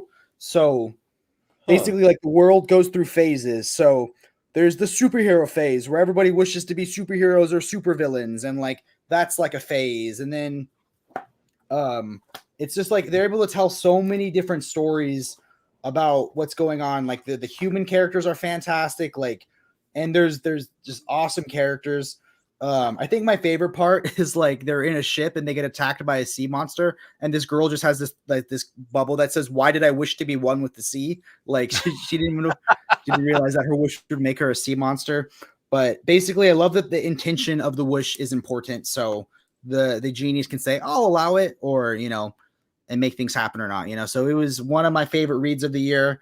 I absolutely loved it, and I thought it was fantastic. Super laugh hard is agog at the fact that I haven't read 8 Billion Genies. It's wonderful and also one of my favorite reads in 2023. My issue is that I haven't cared for Charles Soule's independent stuff. Letter 44, I didn't care for. Curse words, I didn't care for. Yeah. But I don't know. You and Jake, Super Laugh Hard knows what I like, and Jake liked it. So maybe this is something I should, look into this. Amazon has purchased the rights to 8 Billion Genies, so read it before the big rush. Lars is sticking with Tenement for miniseries. And wait, Bob Fisher says Dracula by Tiny Onion is great. I'm also, and AS said best miniseries for me is City Boy. And then, I'm trying to follow this thread. I'm also loving Batman Gargoyle of Gotham. And AS says, Bob Fisher, yes, Gargoyle of Gotham. I forgot about that. That's my favorite miniseries. Sorry, City Boy. City Boy, ash canned. Boom, out the door. The Dracula is published by Image, and James Tiny Onion is writing 4-issue miniseries, 3 out now. Tiny Onion just has so many pumps things. them out, man. Yeah, he's had a hell of a year. Nice House on the Lake has bordered on one of my favorite books of the year, and I really shouldn't. The reason I'm not including it, and I could be talked out of it, is because it's to be continued, and I'm wondering if he's going to stick the landing. But I've got plenty of other books that I've chosen that are just the first part of a story. So, I mean, I really did dig. Jake, you and I talked about Nice House on the Lake, and we really did enjoy it a lot. I love what it was like representing, and I love that you could tell he was working through like I feel like he was working through issues on that book. You know what I mean? Like things that he was going through, and like, I mean, like I feel like it was, like I said, I loved everything but the ending, but that could be fixed when a part 2 comes out. So I think that is like why it didn't rank higher for me, but it still was a fantastic read. Like the first couple issues of that book were amazing. I just feel like there was like maybe a little bit of something I missed on that book. Like sometimes the characters bled together on me, or like they were hard. Yeah. There wasn't like a central protagonist that you see the world through that you could latch on to. And like things would happen with the characters where their perspectives would change, or their intentions would change, or their memories would change. And it was hard to it was such an emotional book, but it was hard to feel the emotion because you didn't have that connection with, at least I didn't have that connection with the characters. But I loved how I felt myself in that book, where I was like, oh, I went through that stage in the pandemic. I went through that stage of like trying to have a lot of routine, or trying to like buy a lot of things on Amazon to fix myself, you know? So that was like, I did feel like he worked through some stuff on that book. Yeah. How did you feel? Did you enjoy his She-Hulk run, Jess? Charles Soule? Because I really enjoyed that. Oh, yeah. Yeah, I loved it. Okay. It's only a complete collection. I don't know what they're going to do with it, and it's not a very big run. I don't know that it's more than 10 or 12 issues, if that. But yeah, I really liked it a lot. I tend to really like Charles Soule's Big 2 stuff, like especially his Red Lanterns was amazing. I thought Peter Milligan's Red Lanterns was very good, but then Charles Soule just took it up another notch. And that's something that DC really needs to collect and put out into print as a New 52 book, because that was one of the highlights of New 52 for me. It was the same thing with his Swamp Thing stuff. It was very short-lived, but I remember the Scott Snyder stuff was not as well received as you would hope. But his stuff was really good after. Yeah. I know it's probably not like the hardest character to write amazing stories of, but I loved his Darth Vader omnibus. Like that was one of the first Marvel books that I read, and like I just absolutely adored his Darth Vader run. Oh yeah, both of those Darth Vaders, the Gilead and the Soul, the Kieran Gillen and the Charles Soule ones were great. Yeah, I agree with that. The Closet by Tiny Onion was not from 2023, but a brilliant 3-issue miniseries. Freaking frick! How many things has this guy written? And there was the solicitation for his Grimace comic, right? His McDonald's Grimace the milkshake, the McDonald's character. That was a stream that Jess and I did where we pitched who would do which McDonald's character, and we said we want a Tiny Onion Grimace comic. Oh my god, I would love that. That's right. Frank Miller would do the Hamburglar. I'd read that. The first Frank Miller Hamburglar is really good, but he comes back 10 years later and it's the worst Hamburglar comic you've ever read in your life. The Hamburglar a la Sin City. He's like, I don't even like hamburgers anymore. Yeah, so really out of character for Hamburglar. Like he's eating tacos. Like that's not what I want in my Hamburglar book. I would pay big money to see Frank Miller write a Hamburglar story. What did we pick somebody for Mayor McCheese? I forget about. So I think we said Mark Russell and Mike Allred for Ronald McDonald. That's good. That's good. What else did we say? I think we wanted Tom King for the Hamburglar, like a really just like one of his 8-issue or 12-issue maxi series where Hamburglar is like looking out a window sad. You know, one of those like deep introspective. You know, this is a good idea. We should really pitch this somehow. To DC or something, or whoever owns the rights to publish. Get Brubaker to do Mayor McCheese, and you make it a political crime book. Ooh, with Sean Phillips on art. Look at us workshopping this. This is awesome. Wait, isn't there a cop character? There could be like a crime noir angle where he's trying to catch the Hamburglar. Oh, there we go. Oh, there is there a cop in McDonald Land? There is. I think he's the big McDonald's Land's character. It's Officer Big Mac. Officer Big Mac. He's McDonald Land's chief of police. So we just need like like an alcoholic, like down on his luck, Officer Big Mac that just like is going after his last case of the Hamburglar. I feel like Oh my god. That's great. Oh, Oh, and brilliant. yeah. Remsco, you're right. I did not get to read. I loved book 1 of Wind, and I didn't get to read 2 and 3. That's my own fault. And I know Kristen, I don't know if you're still in the chat, but she's always banged the drum for Twig, and Twig is supposed to be really good. So I need to read that. I don't think that's by Tiny Onion. That's by somebody else. Dude, I don't know how he does it. He pumps out so many books, and he found time to lose all that weight too. So kudos to him. Honestly, kudos to him. And I feel like he's on a roll where I've liked Yes. everything that he's written, even for the big two or DC. I don't know if he's written anything for Marvel, but I've loved everything he's written for DC. He came out. He was Scott Snyder's apprentice for a while, right? Isn't that how he got his start? He was learning under Scott Snyder or something like that. And okay, he came out and he put out a few good things for the first few years, but it just seems like, I want to say in the last year or two, he's just been on a roll. He found his groove and he has just been killing it. He had my favorite tweet of the year. What's that? He had my favorite, back when I was on Twitter, he had my favorite tweet of the year. He said, "I finally got my therapist to read Nice House on the Lake, and I'm not sure what I liked more, his deep longing sigh or his smile when he started to explain his thoughts on it." Aww. Like, I wish I could have sat in that room and heard his therapist dissect his issues through Nice House on the Lake. Tiny Onion. He wrote the Rebirth Detective comics, the Rise and Fall of the Batman. Yeah, which is my favorite Bat Family book. Because I remember this was Awesome Con 2018 or something. I went with a friend or maybe a couple friends, and nobody was at Tom King's table. Nobody was at Tiny Onion's table. Everybody that was there for Scott Snyder and Capullo. So I got tons of time with those guys. And Tiny Onion said, yeah, DC's letting me have my own X-Men book practically. I can do whatever I want with these characters. And so he was very excited for it.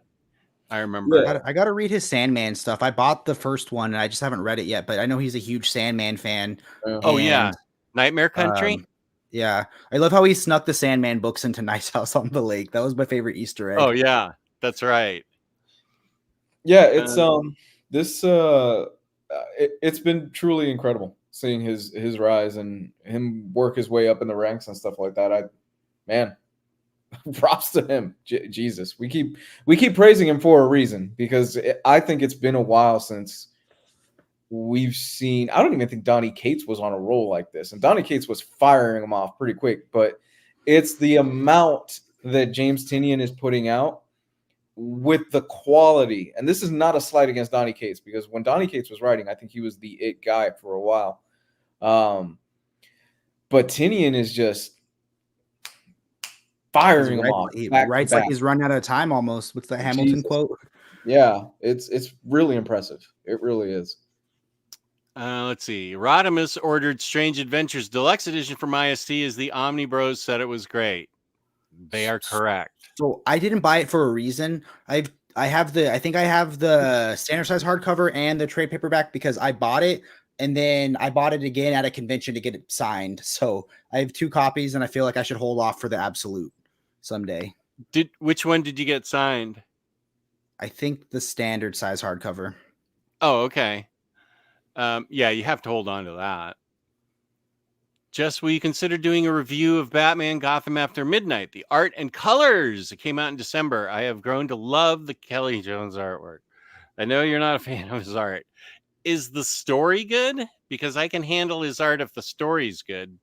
I know Gargoyle of Gotham or whatever is supposed to be really good. I mean, I'm sure I'm going to get it because it's Batman, and I get everything Batman and Superman and Harley. So, yeah, I'm sure I will. All Red is Madman Comics. You are correct. Did anyone read Gaiman's Miracle Man: The Silver Age? I haven't yet and know that it started in 2022 and won't wrap up until this year, but keep hearing that it's still one of the year's best minis. We've been waiting a while for this, right? Like 20 years or something for him to wrap that up. I mean, I didn't read Miracle Man until this year, so I haven't been waiting that long, but I'm excited to read it when it's collected. I still have my Eclipse books from that. Steve Niles writes it, and yes, it's good. Okay, Shashi, I will definitely do it. And wait, mention your name. I like to give reader names. Shashi. Give the credit, man. Yeah. Shashi, Gotham After Midnight? Yeah, Gotham After Midnight. Shashi After Midnight. After 11 o'clock comics. I've read this, Ghost Fleet. Donnie Cates writing in DWJ and art seems great. Wondering if I should get it. I loved it. I got that, I feel like, back in 2017, and I totally forgot DWJ was on the art, but the writing is solid. I have not read this, but I feel like I've never heard of it, but that sounds awesome. Yeah, it's really good. I really enjoyed it, and I'm due for a reread on that because I totally flaked that DWJ does the art. I gotta add that to my list too. Yeah, I think you'd enjoy it. I think both of you would. I've waited off on reading Strange Adventures for years, waiting on the deluxe. And you know how highly I regard Mr. Miracle and Human Target. That wasn't easy. Well, now's your chance to get the deluxe.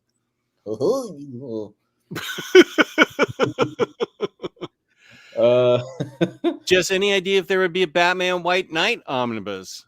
Well, I own all the standard hardcovers. Right? I've done my part. I bought all the hardcovers, so I would think that it's a natural to be an omnibus. It would be a great omnibus. All of those books, I feel like it'd probably have to be 2 at this point. God, I would. Oh my God, that'd be great. That'd be a wonderful collection. Let's see. We don't have too many more left, I don't think. What do we have left? We have three more, I think. 4 more. Sorry, I forgot about the main category. Thank you guys in the chat for sticking with us tonight.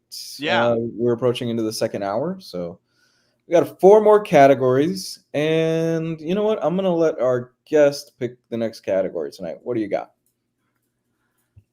So I think for like let's do best writer. I like best writer.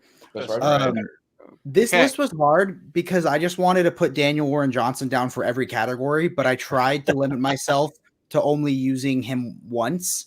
Otherwise, my whole list would have just been Daniel Warren Johnson, everything. But my best writer still is Tom King. I didn't get to read a lot of new stuff by him. I reread a lot of books that I loved this year, but one book that I read that I really liked this year was Gotham City Year One. I thought that was a super fun story. I'm really looking forward to Danger Street and Human Target, which is probably going to be one of my next reads. But this was awesome, and also just rereading. Like, my favorite books are written by him, so I did a reread of Up in the Sky, a reread of Woman of Tomorrow, and I'm just always blown away by how much I like his books. And this was the best of his new books that I read this year. Nice. Do you want to go, Lou, or you want me to go? I mean, I'll be super quick. You're the director. I'll be super quick because, like I said, this has kind of been a really light year for me.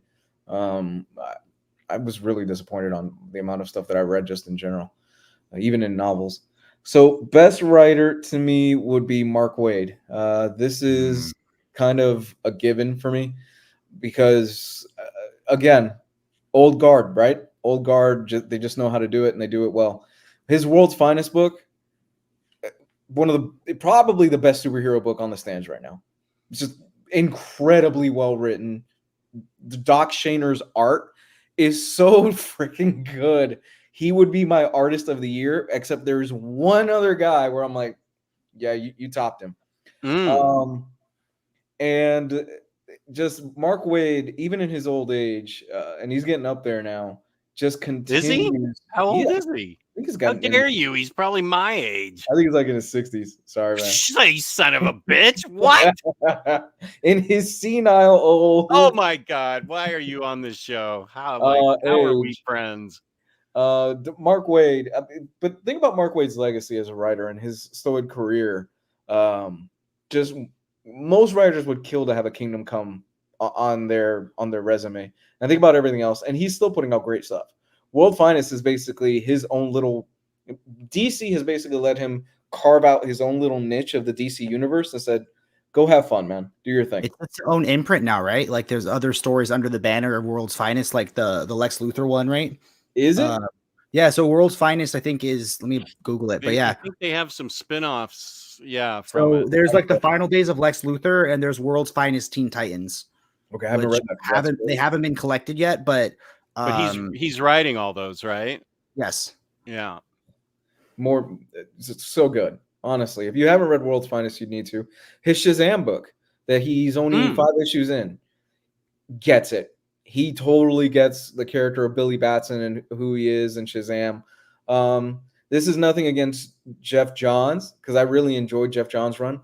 But I think what Jeff Johns' run is that he made him more of a troubled youth, which is modernizing the character a bit too much. I didn't mind it, and I didn't mind it for the movie, but this feels more like classic Billy Batson. I mean, the first issue alone is he's, as Captain Marvel, basically helping out at the beginning of the issue 3 or 4 T-Rexes who are sentient, and they crash land on a spaceship and they drink tea together.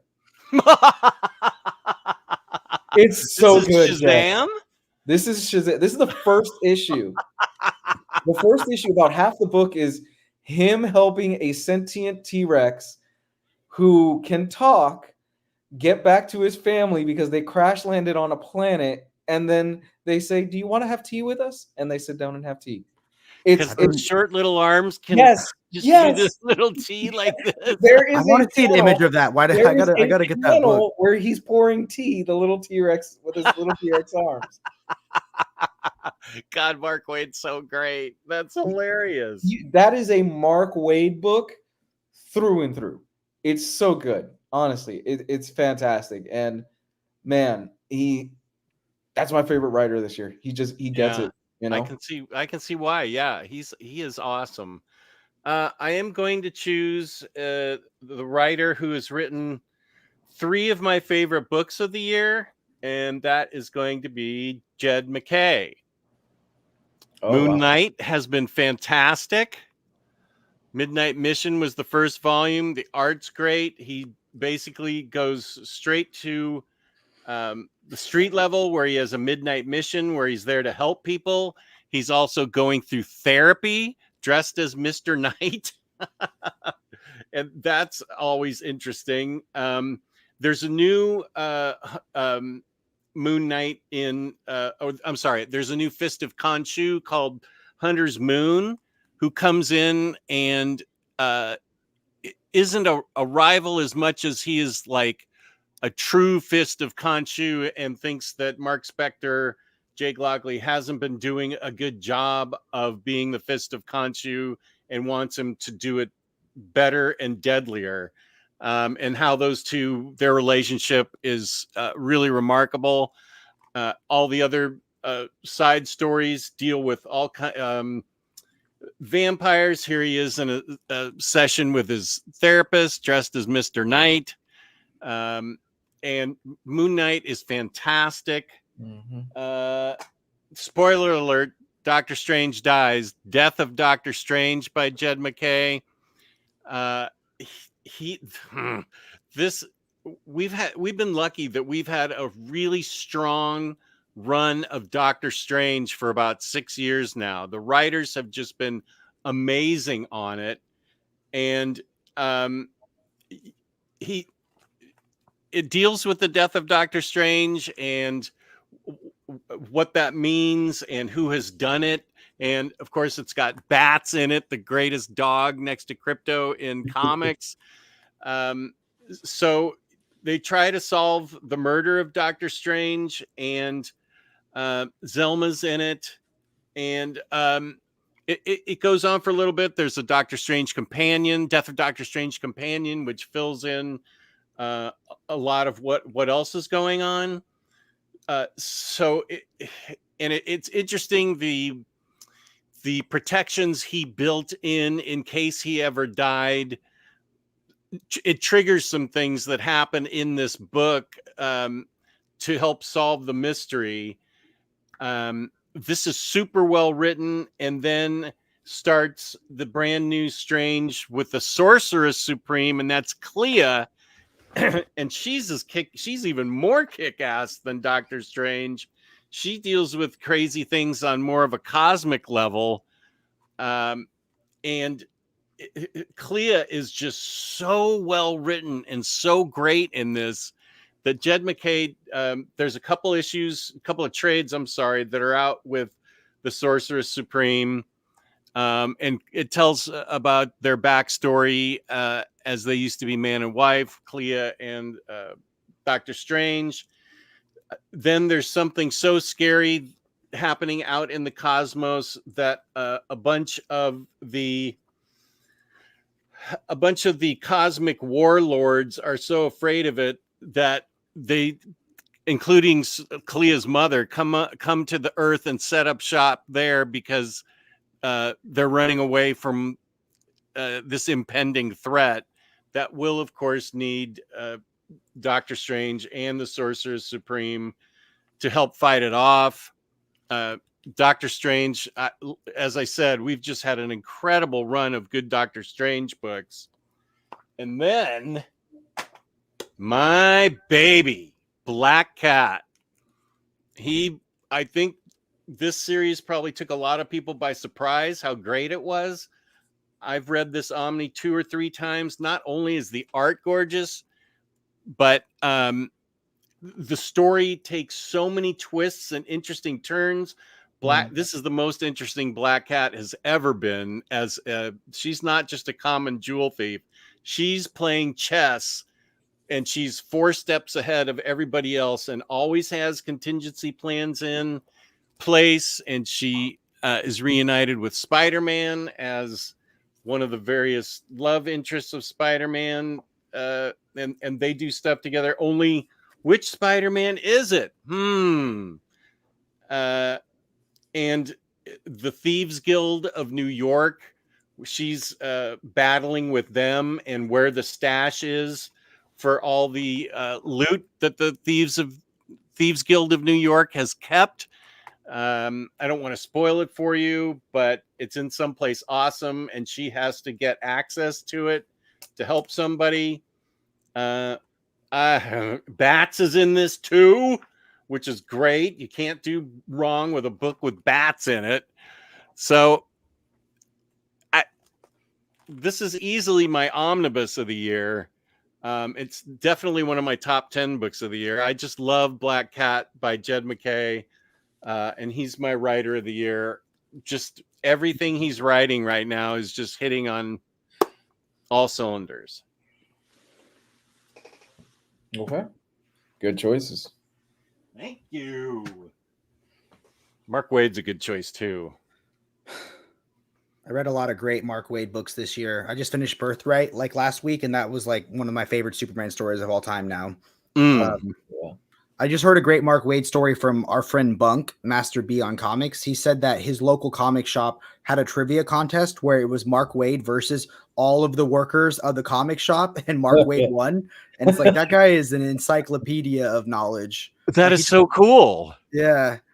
I love that though. He's been known to have ridiculous. He's read everything. Basically, the guy's read just about everything in comics. Yeah.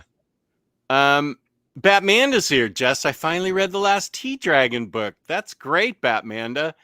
I broke my rule, and because Josh Greathouse sent it to me, I saw Batmanda's first YouTube video of her reorganizing her shelves, and it's edited well, and she's got a very soothing voice for her channel. Fortunately, I didn't get any ideas to steal, which I'm always worried about when I watch somebody else's video, that I'm going to get an idea from them or feel a certain way about a book before I've read it. Yeah. But Batmanda's Book Cave just opened up shop on YouTube, and it's really good. So good for you, Batmanda. It's awesome. There need to be a deceased Omni. I was surprised they're putting out the deluxes. Yeah, I kind of agree with that. I didn't hate this. I kind of liked it. Okay, your best. I thought you told me it was pretty good. Tiny Onions, yeah. Cy Spurrier's my favorite one, but I liked Constantine the Hellblazer, but you know, everything hits people differently. So Jeff Lemire's. Sorry, Jess. No, was this during that era of we don't talk about Hellblazer right now? Because there was a small period between Hellblazer ending at Vertigo and about 3 to 2 years where the book was pretty much unreadable. Oh, no. This is part of the Sandman universe stuff that's been put out recently within the past 2 years, 2-3 years. Yeah. AS likes Jonathan Hickman. I'm not fighting you over that. I love Jonathan Hickman. Mm-hmm. Brubaker or the GOAT. Wait. Oh, Brubaker is the GOAT, and DWJ is becoming the baby GOAT. I read a lot of Alan Grant's work in 2023, and technically he is the writer whose work I enjoyed the most in 2023. Marvel's over Kingdom Come. Okay, that's an opinion. Got to agree with OmniDog's outrage here. 60 is the new 30 to 35. Thank you, Next Imaginaut. Thank you. That Moon Knight run was great. Yes, I agree. Jed McKay has fun writing ladies. Doctor Strange run was great. Yes. Glad to get some opinions here. Here's Batmanda's Book Cave. We've already got James working on it. Hey, peace and love, Batmanda. Peace and love. Just wait until you read Hickman the GOAT, Hickman's Gods, Doctor Strange Next Level. Ooh, goody. So that's it for Best Writer. Okay, Jess, do you want to pick the next one? Well, we know what we're saving for last. Absolutely. Best Artist. Okay, go ahead, guys. I'll wait on this one. Okay. Again, I feel like I could give it to Daniel Warren Johnson, but I'm trying to branch out. So one of my favorite artists working right now is that I hadn't discovered till this year is Dan Mora. So his work on the first one, I thought, he's doing a lot of the Mark Waid stuff. So World's Finest by him is fantastic. I really love it. Like, I feel like he draws the characters how I imagine them, such a amazing classic way that looks timeless. It's like, I don't know how to describe the style other than it's how I imagine them.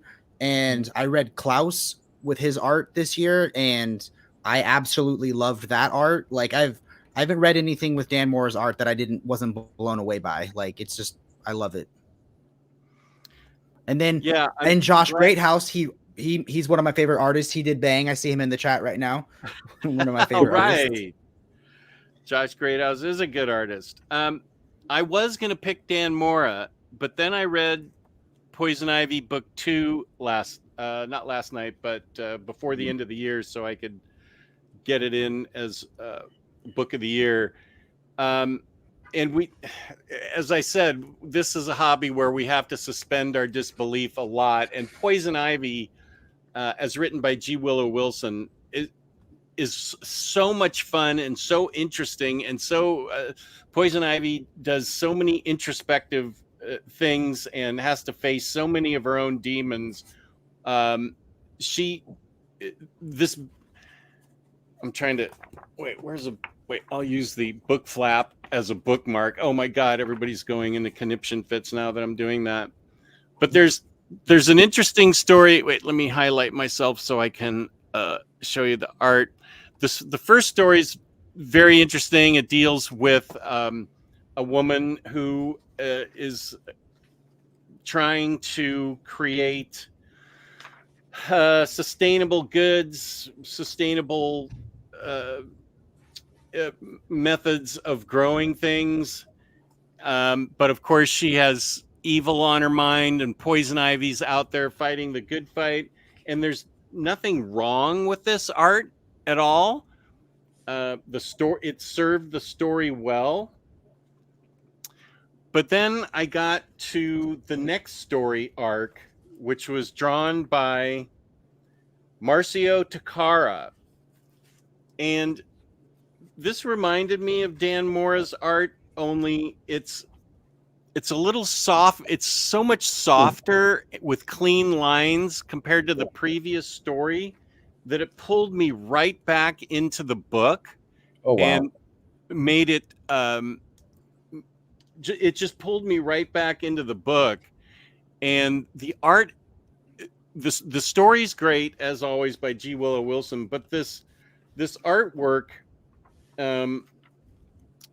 just went next level for me. It was just so it was softer but still with sharper lines, and the artwork was just gorgeous for me and pulled me right back into the story. It softened up the edges of Poison Ivy. He drew a really great Harley Quinn, and it goes for the rest of the book. It's this art, and I just found it to be very engaging and very much in keeping with the theme of the story. The themes of the story, and I don't know that I've seen Marcio Takara's art before this, but I'm definitely going to keep looking out for his art and looking forward to it, because what it did by pulling me back into the story was making this book even better. And I thought it was great before this, but it conveyed the message that G. Willow Wilson was trying to convey. It just did a great job of kind of humanizing and making Poison Ivy a much more likable and introspective character, as I said before, and she's realizing some of her past mistakes and she wants to correct them. But it can still be gnarly, some of the creations that happen because of Ivy's meddling with nature. So I'm glad you picked Dan Mora, because I think he's fantastic. But I'm going to go with this. As far as I know, he's a new artist, but he could have a huge, backlog of stuff that I just haven't been turned on to yet. But yeah, that's my favorite artist. Good choice. But look how hot he drew Santa. Look at that. Look how hot that. Move over. What was it? Who was that hottie you showed earlier? Scoundrel? Look at hot Santa. Okay, wait. Hot Santa.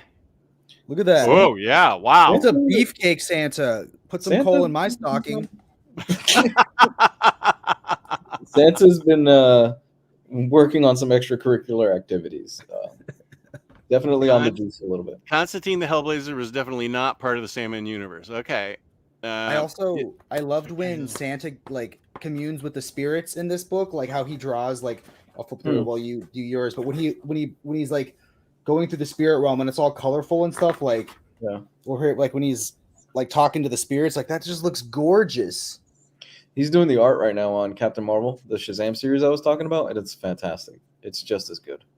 I love how he has the time to do all of these Mark Waid books, and they're all consistently amazing. It's not and that's what it's crazy. It supplements the writing of so well. He's so good. Yeah. For me, my choice. To me, this was Doc Shaner's year to lose, man. Doc Shaner's art is absolutely gorgeous, but there's one guy that beat him out this year for me, and that is Greg Smallwood on Human Target. Oh gosh, yeah, I've heard you talk about this. Yeah. Holy shit, Jess. I don't know if you could. Do one of you have any of the books with you so we can show off some of the art by any chance? Wait, what are we talking about? Oh, Human Target?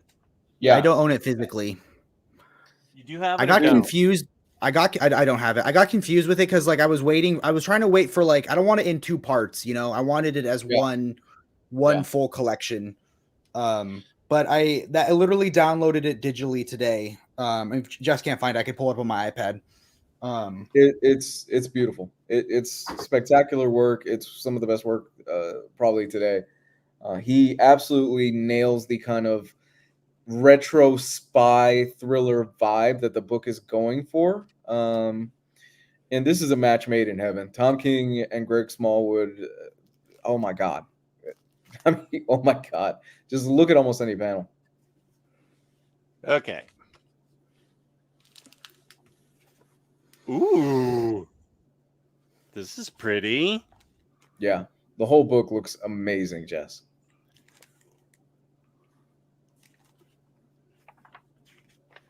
And the covers are gorgeous too. Oh my God. The panel layout. He does the Tom King, you know how Tom King loves his 8-panel layouts. Yeah. So good. Oh yeah, these are really cool. And the book itself. That looks like a lot of prose to read though. My gosh. Well, the book itself is fantastic. Yeah, I've heard nothing but great things about this.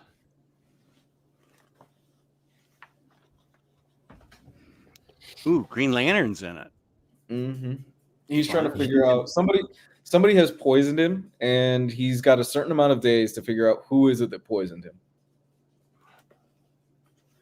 That's the general. That's all I'm giving you of the premise. Here are of the these book. 9 panels that Tom King loves. When I was reading the synopsis of the book, I think it's really interesting who they allude to is the people that poison him. So I thought that was what sold me on the book. Yeah, like I said, for me it was Doc Shaner for most of the year, and then I was reading Human Target, and I said, God damn, this is so beautiful. It's so well done. Okay, nice.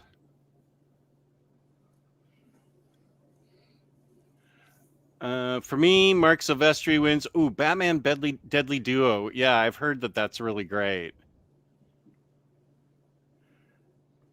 Greg Smallwood is the only artist left the last couple of years that made me do a double take. Incredible. Okay, Lars, I get it. It's fine. It's okay. This is I really like the art in this a lot, and Tom King writing it.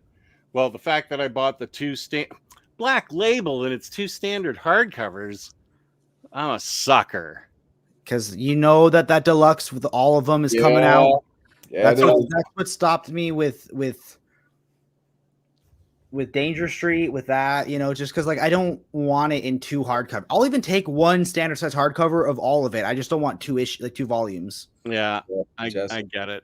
You know you're gonna triple dip once the Absolute comes out. Yeah, and you know how that makes me feel? Like that. Wait, so why can you do that for Human Target, but you can't do a power bomb? I feel like because I don't know.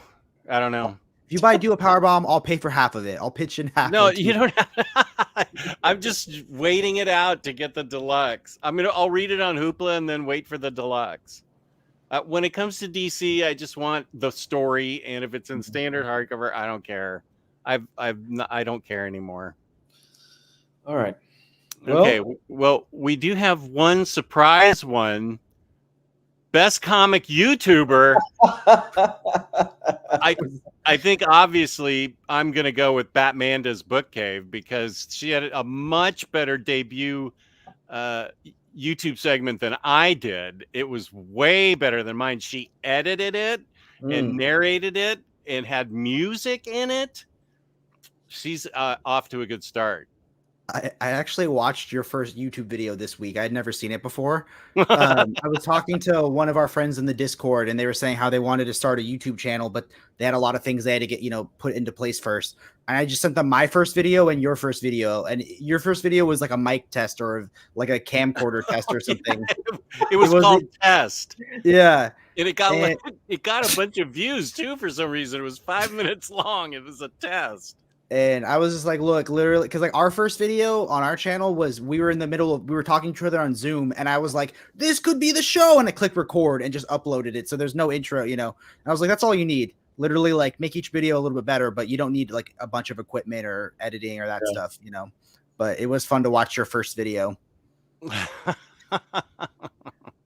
My first video. Yeah. I wasn't even sure if anybody was going to watch it, and I got a bunch of likes for some reason. Oh, that chat. Come on. You got to pick Comic Slayer. Oh, sorry, buddy. Comic Slayer, don't get upset with me. Batman needs, Batman is at the beginning. You already know what you're doing, Comic Slayer.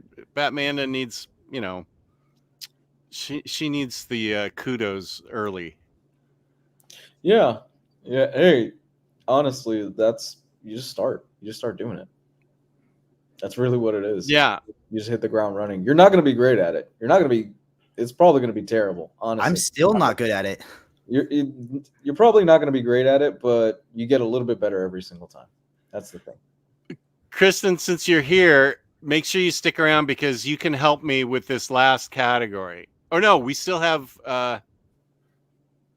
we have 2, I think. Yeah, we still have best publisher. Yeah, we have best publisher and then the favorite category of everybody. Yeah. Well, I'm itching to get to the I didn't get to say my favorite YouTuber. You skipped me. Go ahead then.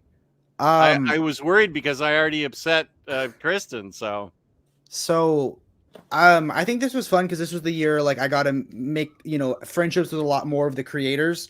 I think it's awesome to see people grow and evolve and their styles get better. I think Illuminati makes fantastic videos. I think he has some awesome stuff. Comics are dope. Our friend BJ makes some awesome stuff. Comic Slayer stuff is awesome. Larry's stuff is awesome. And also I'm really like, not to be biased, but my co-host Jordan just started his own YouTube channel, and to see where he's come from his first video is just like, personally, I'm really proud of him, like where he's evolved from. So that was really good to see. And of course, OmniDog, got to give it to my OG. This was a last minute kind of just fun category that we just came up with. So I was hoping Jess would pick me. Let's not everybody take this too serious. Please don't. There's going to be a message to Omar like, "Oh, can't believe they didn't choose you," or something like that. Yeah, this is just for fun. We just wanted to have fun with this. Don't anybody get upset. Oh, Jess is my fave YouTuber, despite his Wonder Woman cosplay. See, Jess is my favorite YouTuber because of the Wonder Woman cosplay. Man, oof, yeah, I just remember that. Wait, could I make an image of Jess spinning around like the Linda Carter and turning into his? Oh my god, that could be awesome. Should that be if you send me the photos, that could be my project tomorrow. I only think I have one picture. It's just the picture of me posing as her. I'm sure I can figure something out. Okay, well I can send that to you. So okay, did you want to give your favorite YouTuber, Lou, or are we ready to comic books? Oh, dude, I don't watch. This is not a slight against anybody. I just don't watch anybody in terms of comic books. Yeah, I really don't either. So, but I appreciate all y'all and everything that you guys do, and 100% all the work you guys do. I've been there. It is not easy. It's not easy. Let's go to best publisher. This is just kind of real quick before we get into the one that everybody wants to talk about. Best publisher for me, it's 2 years running. It's DC Comics again. I love all the stuff that they're doing at DC Comics, whether it's the Black Label stuff, the stuff that just the Black Label stuff, the World's Finest stuff, the Sean Murphy stuff, all the stuff that they're putting out right now. Chip Zdarsky is starting to write Batman. It's all just really solid and good comics. They had Human Target come out, which, good God, is fantastic. Like I said, Greg Smallwood's art is beautiful. I'm really appreciating all the stuff. I've heard the new Green Lantern miniseries that's coming out right now is very good as well. So I need to read that. Man, DC Comics just continues to really just kick ass for me. I love their stuff so far. for me, DC is always like my publisher. Like that's what before this year, that's all I'd ever really read. So for me, like I would say because of the state their collected editions department was in for a portion of this year, it's hard for me to say that they were the best. I mean, because we didn't know what the future of their collected editions department was. It inspired me to start reading Marvel for the first time and Image for the first time. So I found a lot of amazing surprises with Image, like a lot of books that I went outside my comfort zone of what I was used to reading, which was awesome. But I'm really happy because now it feels like DC's back in a good place. Like, I don't have to worry about, there's no Omnis this year. Like there's stuff on the horizon again, We finally got that Phantom Strangers omnibus. Yeah, which I never thought was going to get printed ever. I'm going to go with DC too because I have read and enjoyed as much as I loved Marvel's stuff, and as much as I've enjoyed all the other, the stuff from Image and other places. DC's just really done a good job of collecting stuff and putting it out, and it's quality stuff, like you said, Lou. Really high quality stuff. Dark Knights of Steel by Tom Taylor's fantastic. World's Finest by Mark Waid. I mean, there's just a ton of stuff that they put out that's really good, and especially with characters like Batman and Superman, to make those characters interesting has got to be hard at this point. Yeah, I'm sure we've all felt like we've read every single angle on Superman and Batman and their other heroes, but the writers keep finding ways. Zdarsky has found a way to make Batman interesting. I haven't read Ram V's yet, but I hear a lot of great things about his detective. He's a great writer. DC Vampires. Yeah. Jesus. Yeah, that's fantastic. That's one that was a Lou recommendation. Lou recommended that to me, and that was fantastic. Image dropping all those beautiful books in the Remender library size books. That's a good point. Rebellion and Titan books are kicking butt when it comes to publishing quality books in Europe. Lars says Image. AS says Dark Horse. Williamson on Superman has been really good. That's good. That's really good to know. And I know Jason Aaron's take on is it Batman or Superman? I think Jason Aaron's writing Superman now too. He just started. Yeah, okay, he just started. So that's pretty cool. So now we come to the final one that everybody's been waiting for. Oh, hold on. Let me grab Superman Space Age really fast. Shut up, jerk.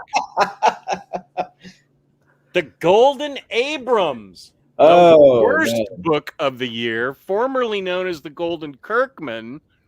However, Nepo baby Henry Abrams somehow got to write a Spider-Man book, and it was terrible. It was extremely poor. You can hear Lou moaning in the background as I talk about it. 3 years running, it is still the worst book that we've read in the last 3 years. It's actually why you don't buy physical issues anymore, right? Because of that book. It might be. Jesus Christ. It is a special talent if that book were to come out today, it would still win that award. Yeah. Yeah, and I don't feel bad about busting on him because he is the Nepoist of Nepo babies. He should not have he took the place of somebody else that could have written a good story that deserved a chance to write a Spider-Man story. And he just had it handed into him. It's the whole thing makes me upset just to think about it. I judge it, but if my dad was J.J. Abrams, I'd be like, can I write a Superman story?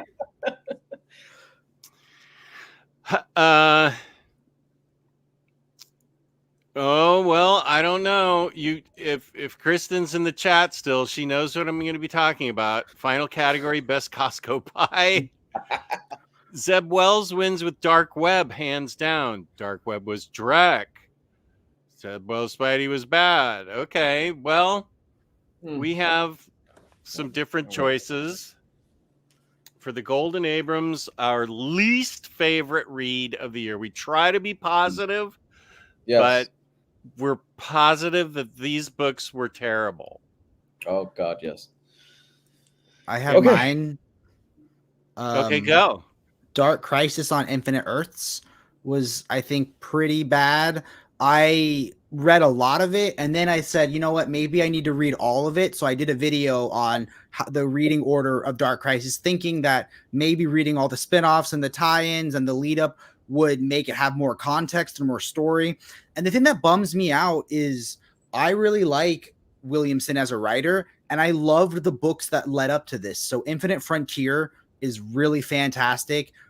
Justice Incarnate, which is the previous book before this, was like a sequel to Multiversity almost. Like it was like the Multiversity team. Like you get that, you know, Justice Incarnate character. Like I loved what they did in that book. And I thought that I was going to like this. I think it was issue 3 when they renamed it from Dark Crisis to Dark Crisis on Infinite Earths. And he just tries to pigeonhole and force a sequel. And it's like, and even the concept of the book where like something happens to the Justice League and Jonathan Kent has to step up, you know, could have been a cool concept, but it just falls flat. Like every character is so boring. They change who the villain is like 3 times. They've been setting up for multiple books that this is who the villain's going to be. Psych, it's this. Psych, now this is the villain. And the only thing good about, and it's also, it's like the epitome, maybe it's like I'm younger into comics, but this is when I hit event fatigue, I think. Like, which I'm sure people have been feeling event fatigue since Final Crisis, but to me, this is when I finally hit it. And the only, and then it was supposed to set a new stage for DC, Dawn of DC, which had some great books, and then they did the Nightmares for like 60 issues, and it didn't change anything, it didn't mean anything, and the characters were just boring. But that's too bad. I own that book somewhere. Oh, Gosh. but this is why Jess hates other YouTubers. Yeah. I would have picked a book you read if I would have known. No. It's fine. I knew you didn't like it. That's fine. I'm trying to figure out how I'm going to explain this. The book I tried to order for you as a joke to deliver to your. Was it that I think you said, you told me what book it was, and it was supposed to be terrible. No. Oh, yeah, The Tower. I was thinking Downriver People. I thought that was your worst read of the year. Oh, that was 2021, I think, when we read that. Oh, okay. I was expecting. Kristen, I think this is a famous Euro comic by, I'm not even going to try and pronounce their names, but they've written really good comics for the obscure cities like Leaning Girl and Theory of a Grain of Sand, which were both fantastic. Chris, you are correct. This is one of the funniest Kristen moments ever on the show. Boob time. Yeah. There's a tower that is this the center of this civilization. And there are guardians for each of the levels. The artwork, the line work is extremely impressive and gorgeous.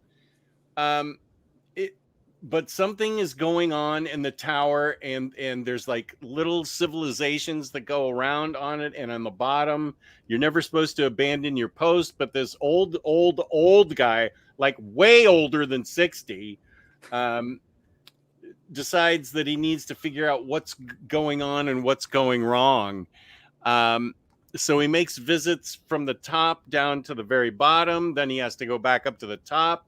Meanwhile, he meets this young girl that he ends up having a relationship with that seemed way inappropriate. And then, as Kristen says, like in the middle of the thing, it just goes crazy with boob time, where her boobs are all hanging out in the middle of the story.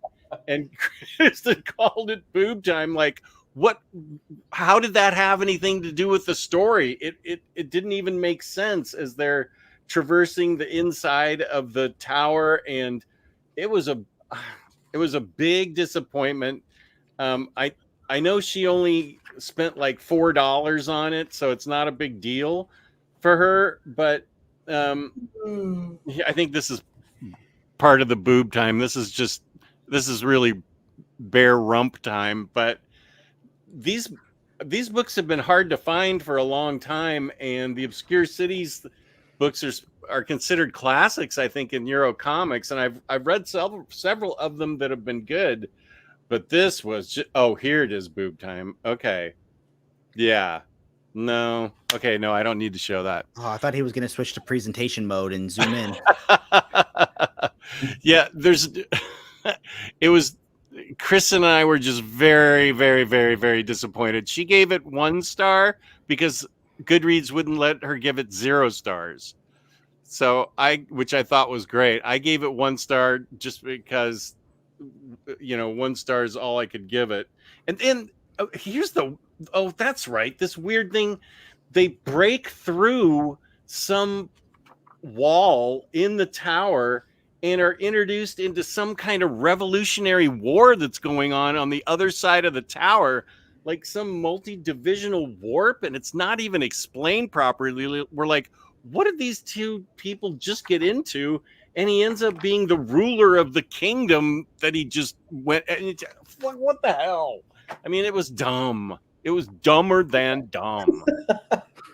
Okay, we're mostly positive on this show, so we kind of save it for this.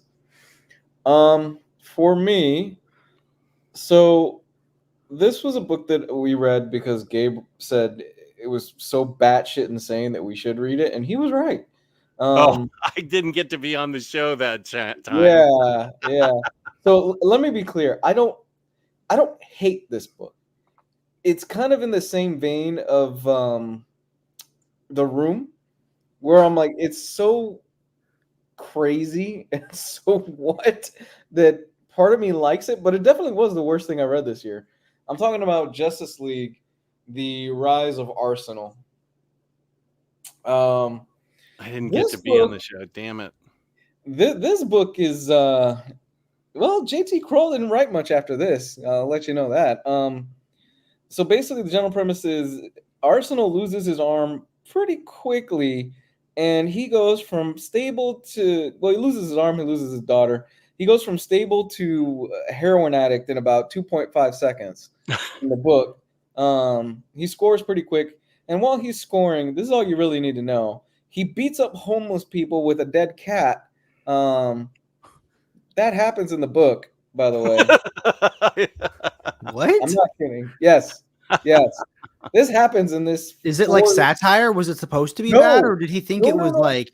No, he beats up bums with a dead cat, and is this an older book or a recent book? I never even heard of it. I think it's pre-New 52, isn't it? New 52. It is pre-New 52. Yeah, and in doing so, after that, he ends up fighting Nightwing. Nightwing beats his ass. The bottom of the line is this. Does Nightwing beat his ass with a dog? No, well, it would have been better. This book is fucking nuts. I'm not gonna lie. This book is just all over the place. It's crazy. It's not good. It really is the worst thing I've read this year. With that said, I had fun with it. It's pretty terrible. It's pretty terrible. If you are a masochist and you're like, you know what, I feel like just reading something that really doesn't make too much sense, this is your bag, man. Go ahead and pick it up. I do know that JT Kroll wrote something after this, or another writer picked up the story, so I wanted to keep reading it because it's so weird and so out there that I just didn't know what was going on. Wow. There's 4 issues they gave this man. Is the ending satisfying? Does it conclude? It kind of does. It has a satisfying ending.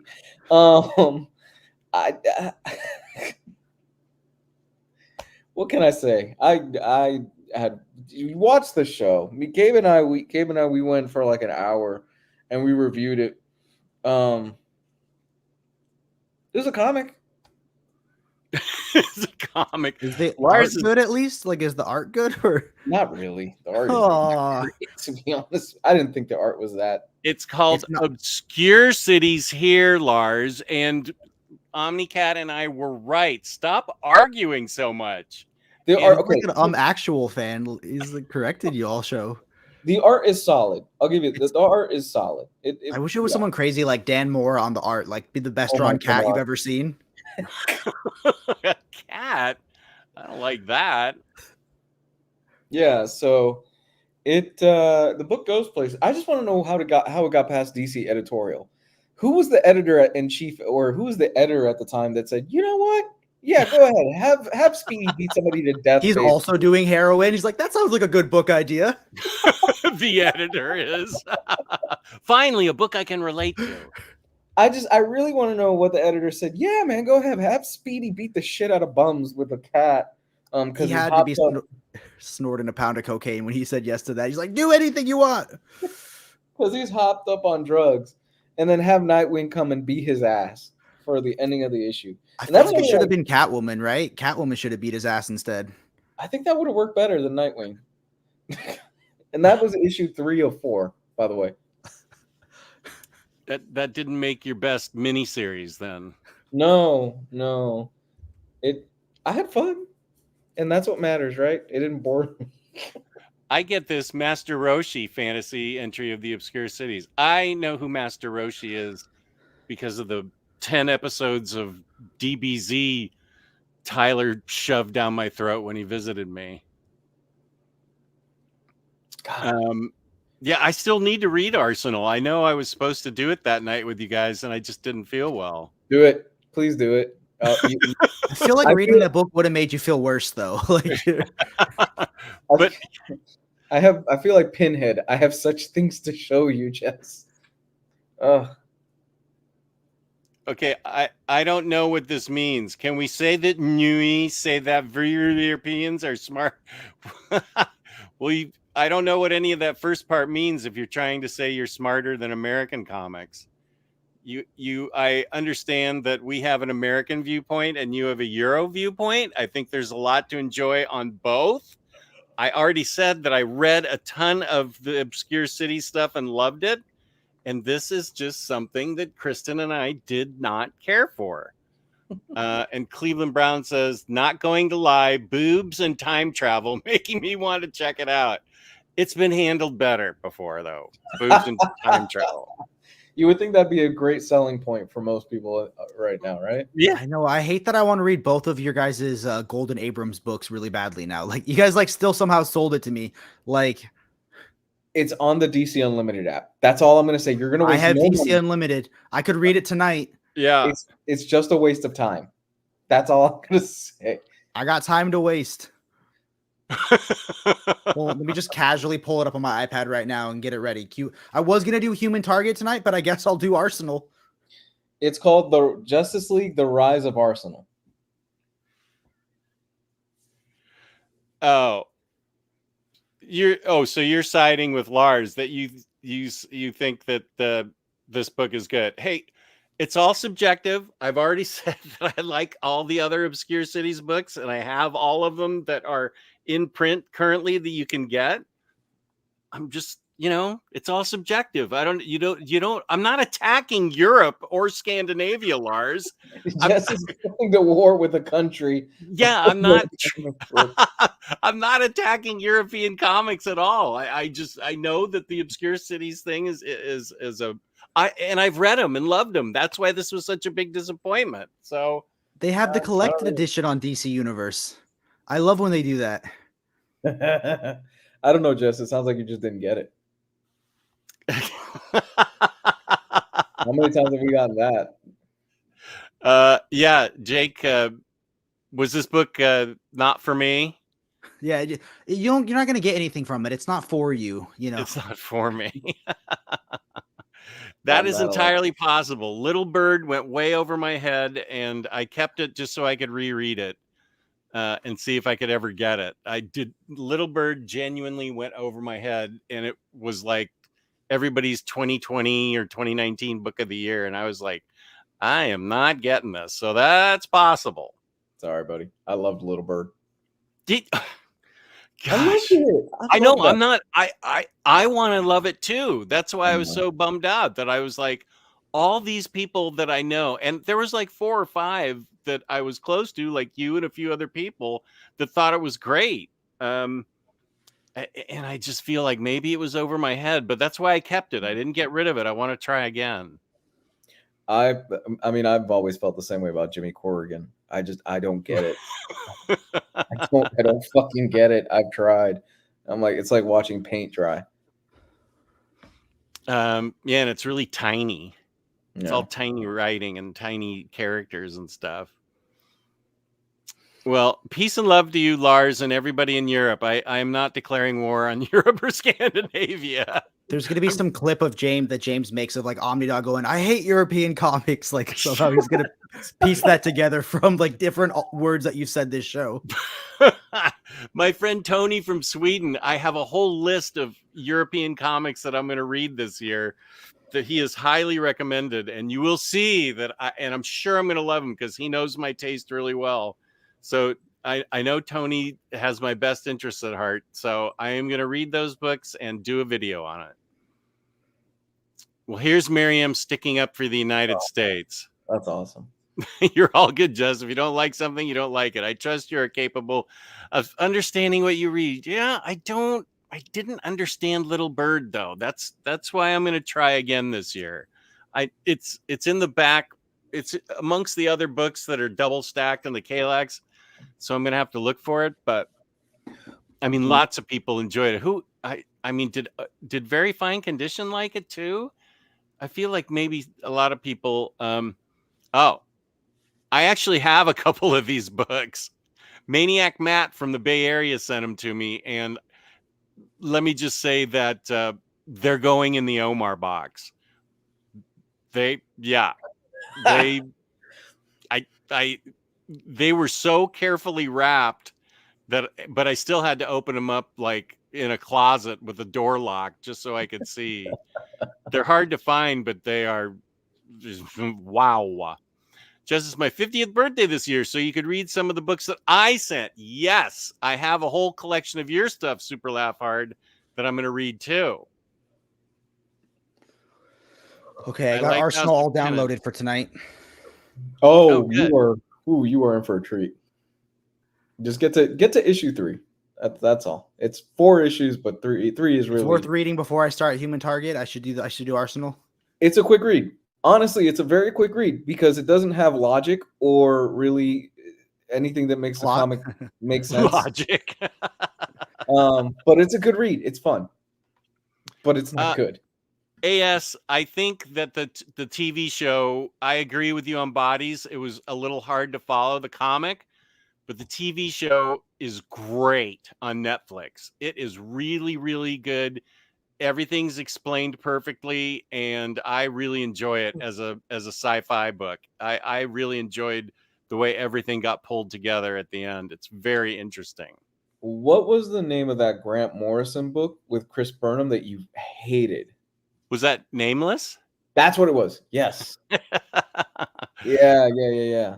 I'm bummed that I ended up giving that away because that's going to make a good entry in Read This, Not That. That's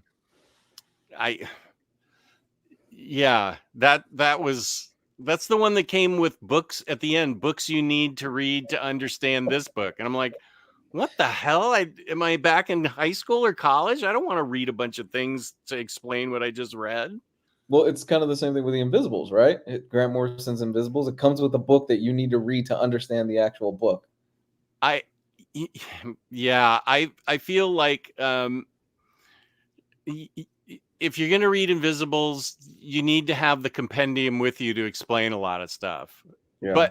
But I read it in floppies and found it to be enjoyable. I wouldn't say it was as rough a read as Nameless, where it was written by somebody who was on a different level of intellect than I was. He's working on a completely different level. Oh, you knew Cy Spencer?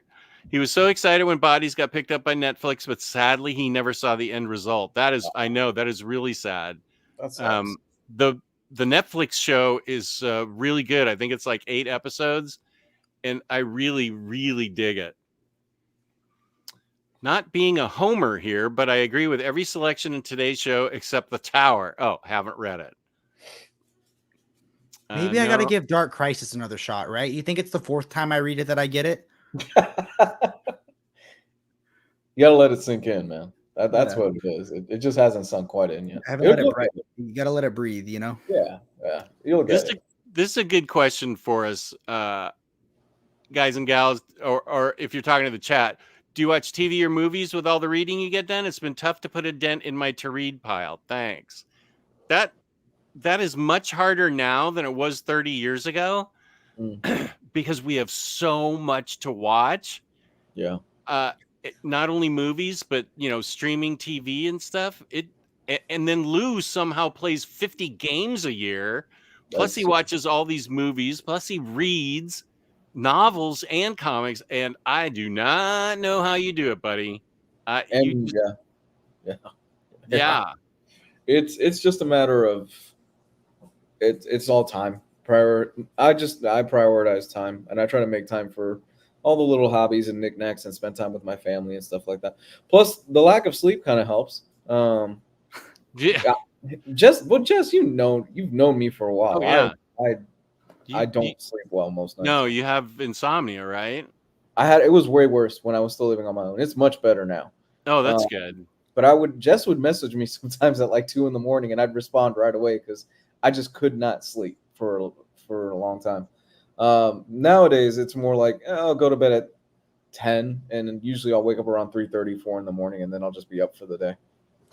For me, I think it's almost the other way around. I do less reading because of TV, because I'm at that stage where it's like I'll watch TV with my wife, and that's kind of like where we hang out after the day. But she goes to bed pretty early because she works really early, and I go to bed with her. So I feel like I would get more reading done if I'd like read a little bit in the evening after we watch TV together. But TV is kind of what we do together. I don't really watch any TV alone except for the morning. I start my day off with some Bluey. It's just I gotta watch that show. Damn, you would love. I'll send you a list of like 10 episodes that will make you cry, dude. It's a gut punch. They're short episodes, Jess. You can get through them. Let's do a Bluey show. Oh my God, yes. Lou's an expert on it. I love the show. I love that show.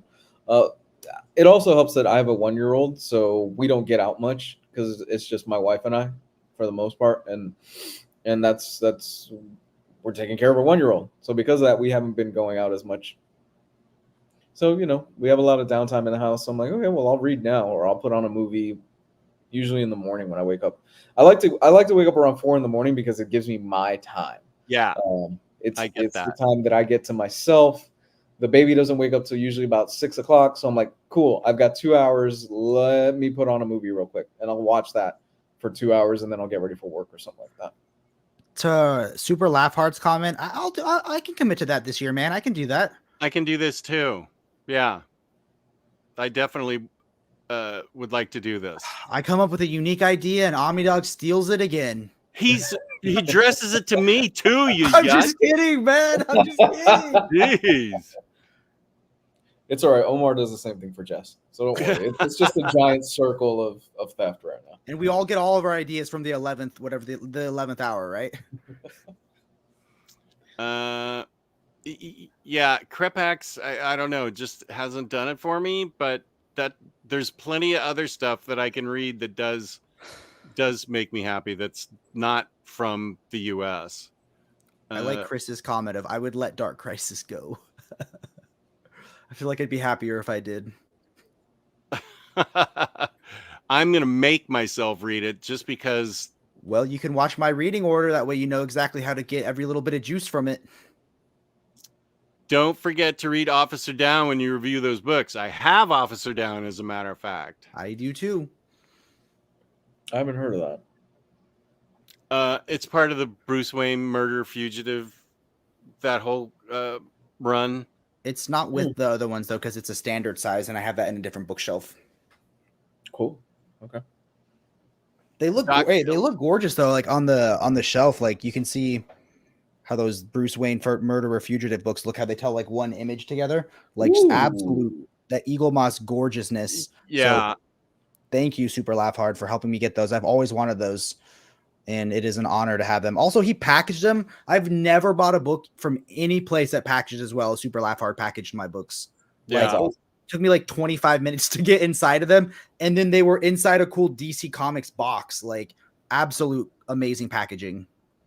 You know who packages books just as good as Super Laugh Hard, right? That was my segue. That was a segue. I was building teeing up for you guys. Booyah! What a good segue. That would be InStockTrades.com, where you can get your collected editions from 30% off up to maybe even 80% off in one of their red tag sales. Don't forget your 2% loyalty discount. The end of every month on the last Monday, we give away a free $50 IST gift card courtesy of InStock Trades, worth $50 of credit at InStockTrades.com. $50 or more in an order gets you free shipping in the US. That is still the best deal around. That's amazing. Fabulous customer service, fabulous packaging. That's InStockTrades.com. Yeah. Good. Chris demoted me. Did you see that? I'm no longer Kid OmniDog. I'm Baby OmniDog. Where did that happen? Oh, wait, Chris did? Yeah, Chris Kaufman said Baby Omni is right. So I guess I'm not Kid Baby Omni. Baby Oh, he's Omni. referring to you.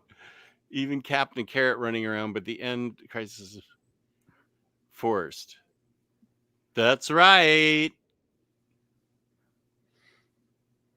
Oh, he's talking to Reaper. Nemesis by Pat Mills and Kevin O'Neill, pure genius. I have those books. I need to read those. Cheers, Cobber. That is Australian for buddy. And I do have, Sonny, I do have Reap's email if you need it. I would like to see Sasha Bordeaux pop up in modern DC. Yeah. Okie doke. Okay. Well, we hit 3 hours, and this was the Omnis, where we present to you our picks of the year, and we had a lot of fun. I had fun. No, thank you. It was an honor to be here as a guest, guys. Thank you so much for having me. Like I said, I've watched your guys' show for years, and it was an honor to be here giving my picks. Thank you. It's been a fun night. I hope you guys enjoyed the show. We rarely go to 3 hours now, but yeah, that's true. He's not officially Kid Omni. Don't fall for that, Chris. Because it's officially Kid Omni Dog. No, it's not that either. Is he your ward? Is that what's going on right now? Yeah, his ward's a junkie. I'm gonna lose an arm and start beating hobos with cats. His family was tragically murdered in a circus accident, and I had to take him in. Oh my god! Yeah, but it's not like a good Batman. It's a Frank Miller all-star Batman and Robin, where Batman's really mean and abusive to me. Where he's like, "Are you dense, boy?" And he makes me eat rats. That's our relationship. Do you want time to grieve? Forget it. Eat this rat. Forage your own food. Okay, so Baby Omni, Jake, where can they find you on the internet? He's your young ward, Jess. He is your ward now. It's okay. He likes me as his ward. I answer tech questions for him. I help him out. We're friends. That's true. Guys, you can find me at The Brave and the Boys on YouTube. We just started a secondary channel this year, Brave Boys Beyond. So that will allow us to make videos because YouTube's algorithm is not nice to trying new things. They kind of beat you down to making one type of video forever. You can also find us on TikTok at The Brave and the Boy. We're on Instagram. We have a Discord. And I just like making friends and talking about comics that I love. Nice. And you can find me, OmniDog, on OmniDog's Vault on YouTube and OmniDogs_Vault on Instagram. And I have a Discord that is a lot of fun. If you want to go join it there. Nice. I'm nowhere at this point. I'm really not. The only thing I'm on, honestly, the only thing I'm on is my private Instagram. That's about it. All right. Well, thank you everybody for joining and staying with us, and Lou for staying up so late. We appreciate it. Thank Thank you. And okay, these guys are talking to each other in the chat. So yeah, get a hold of me.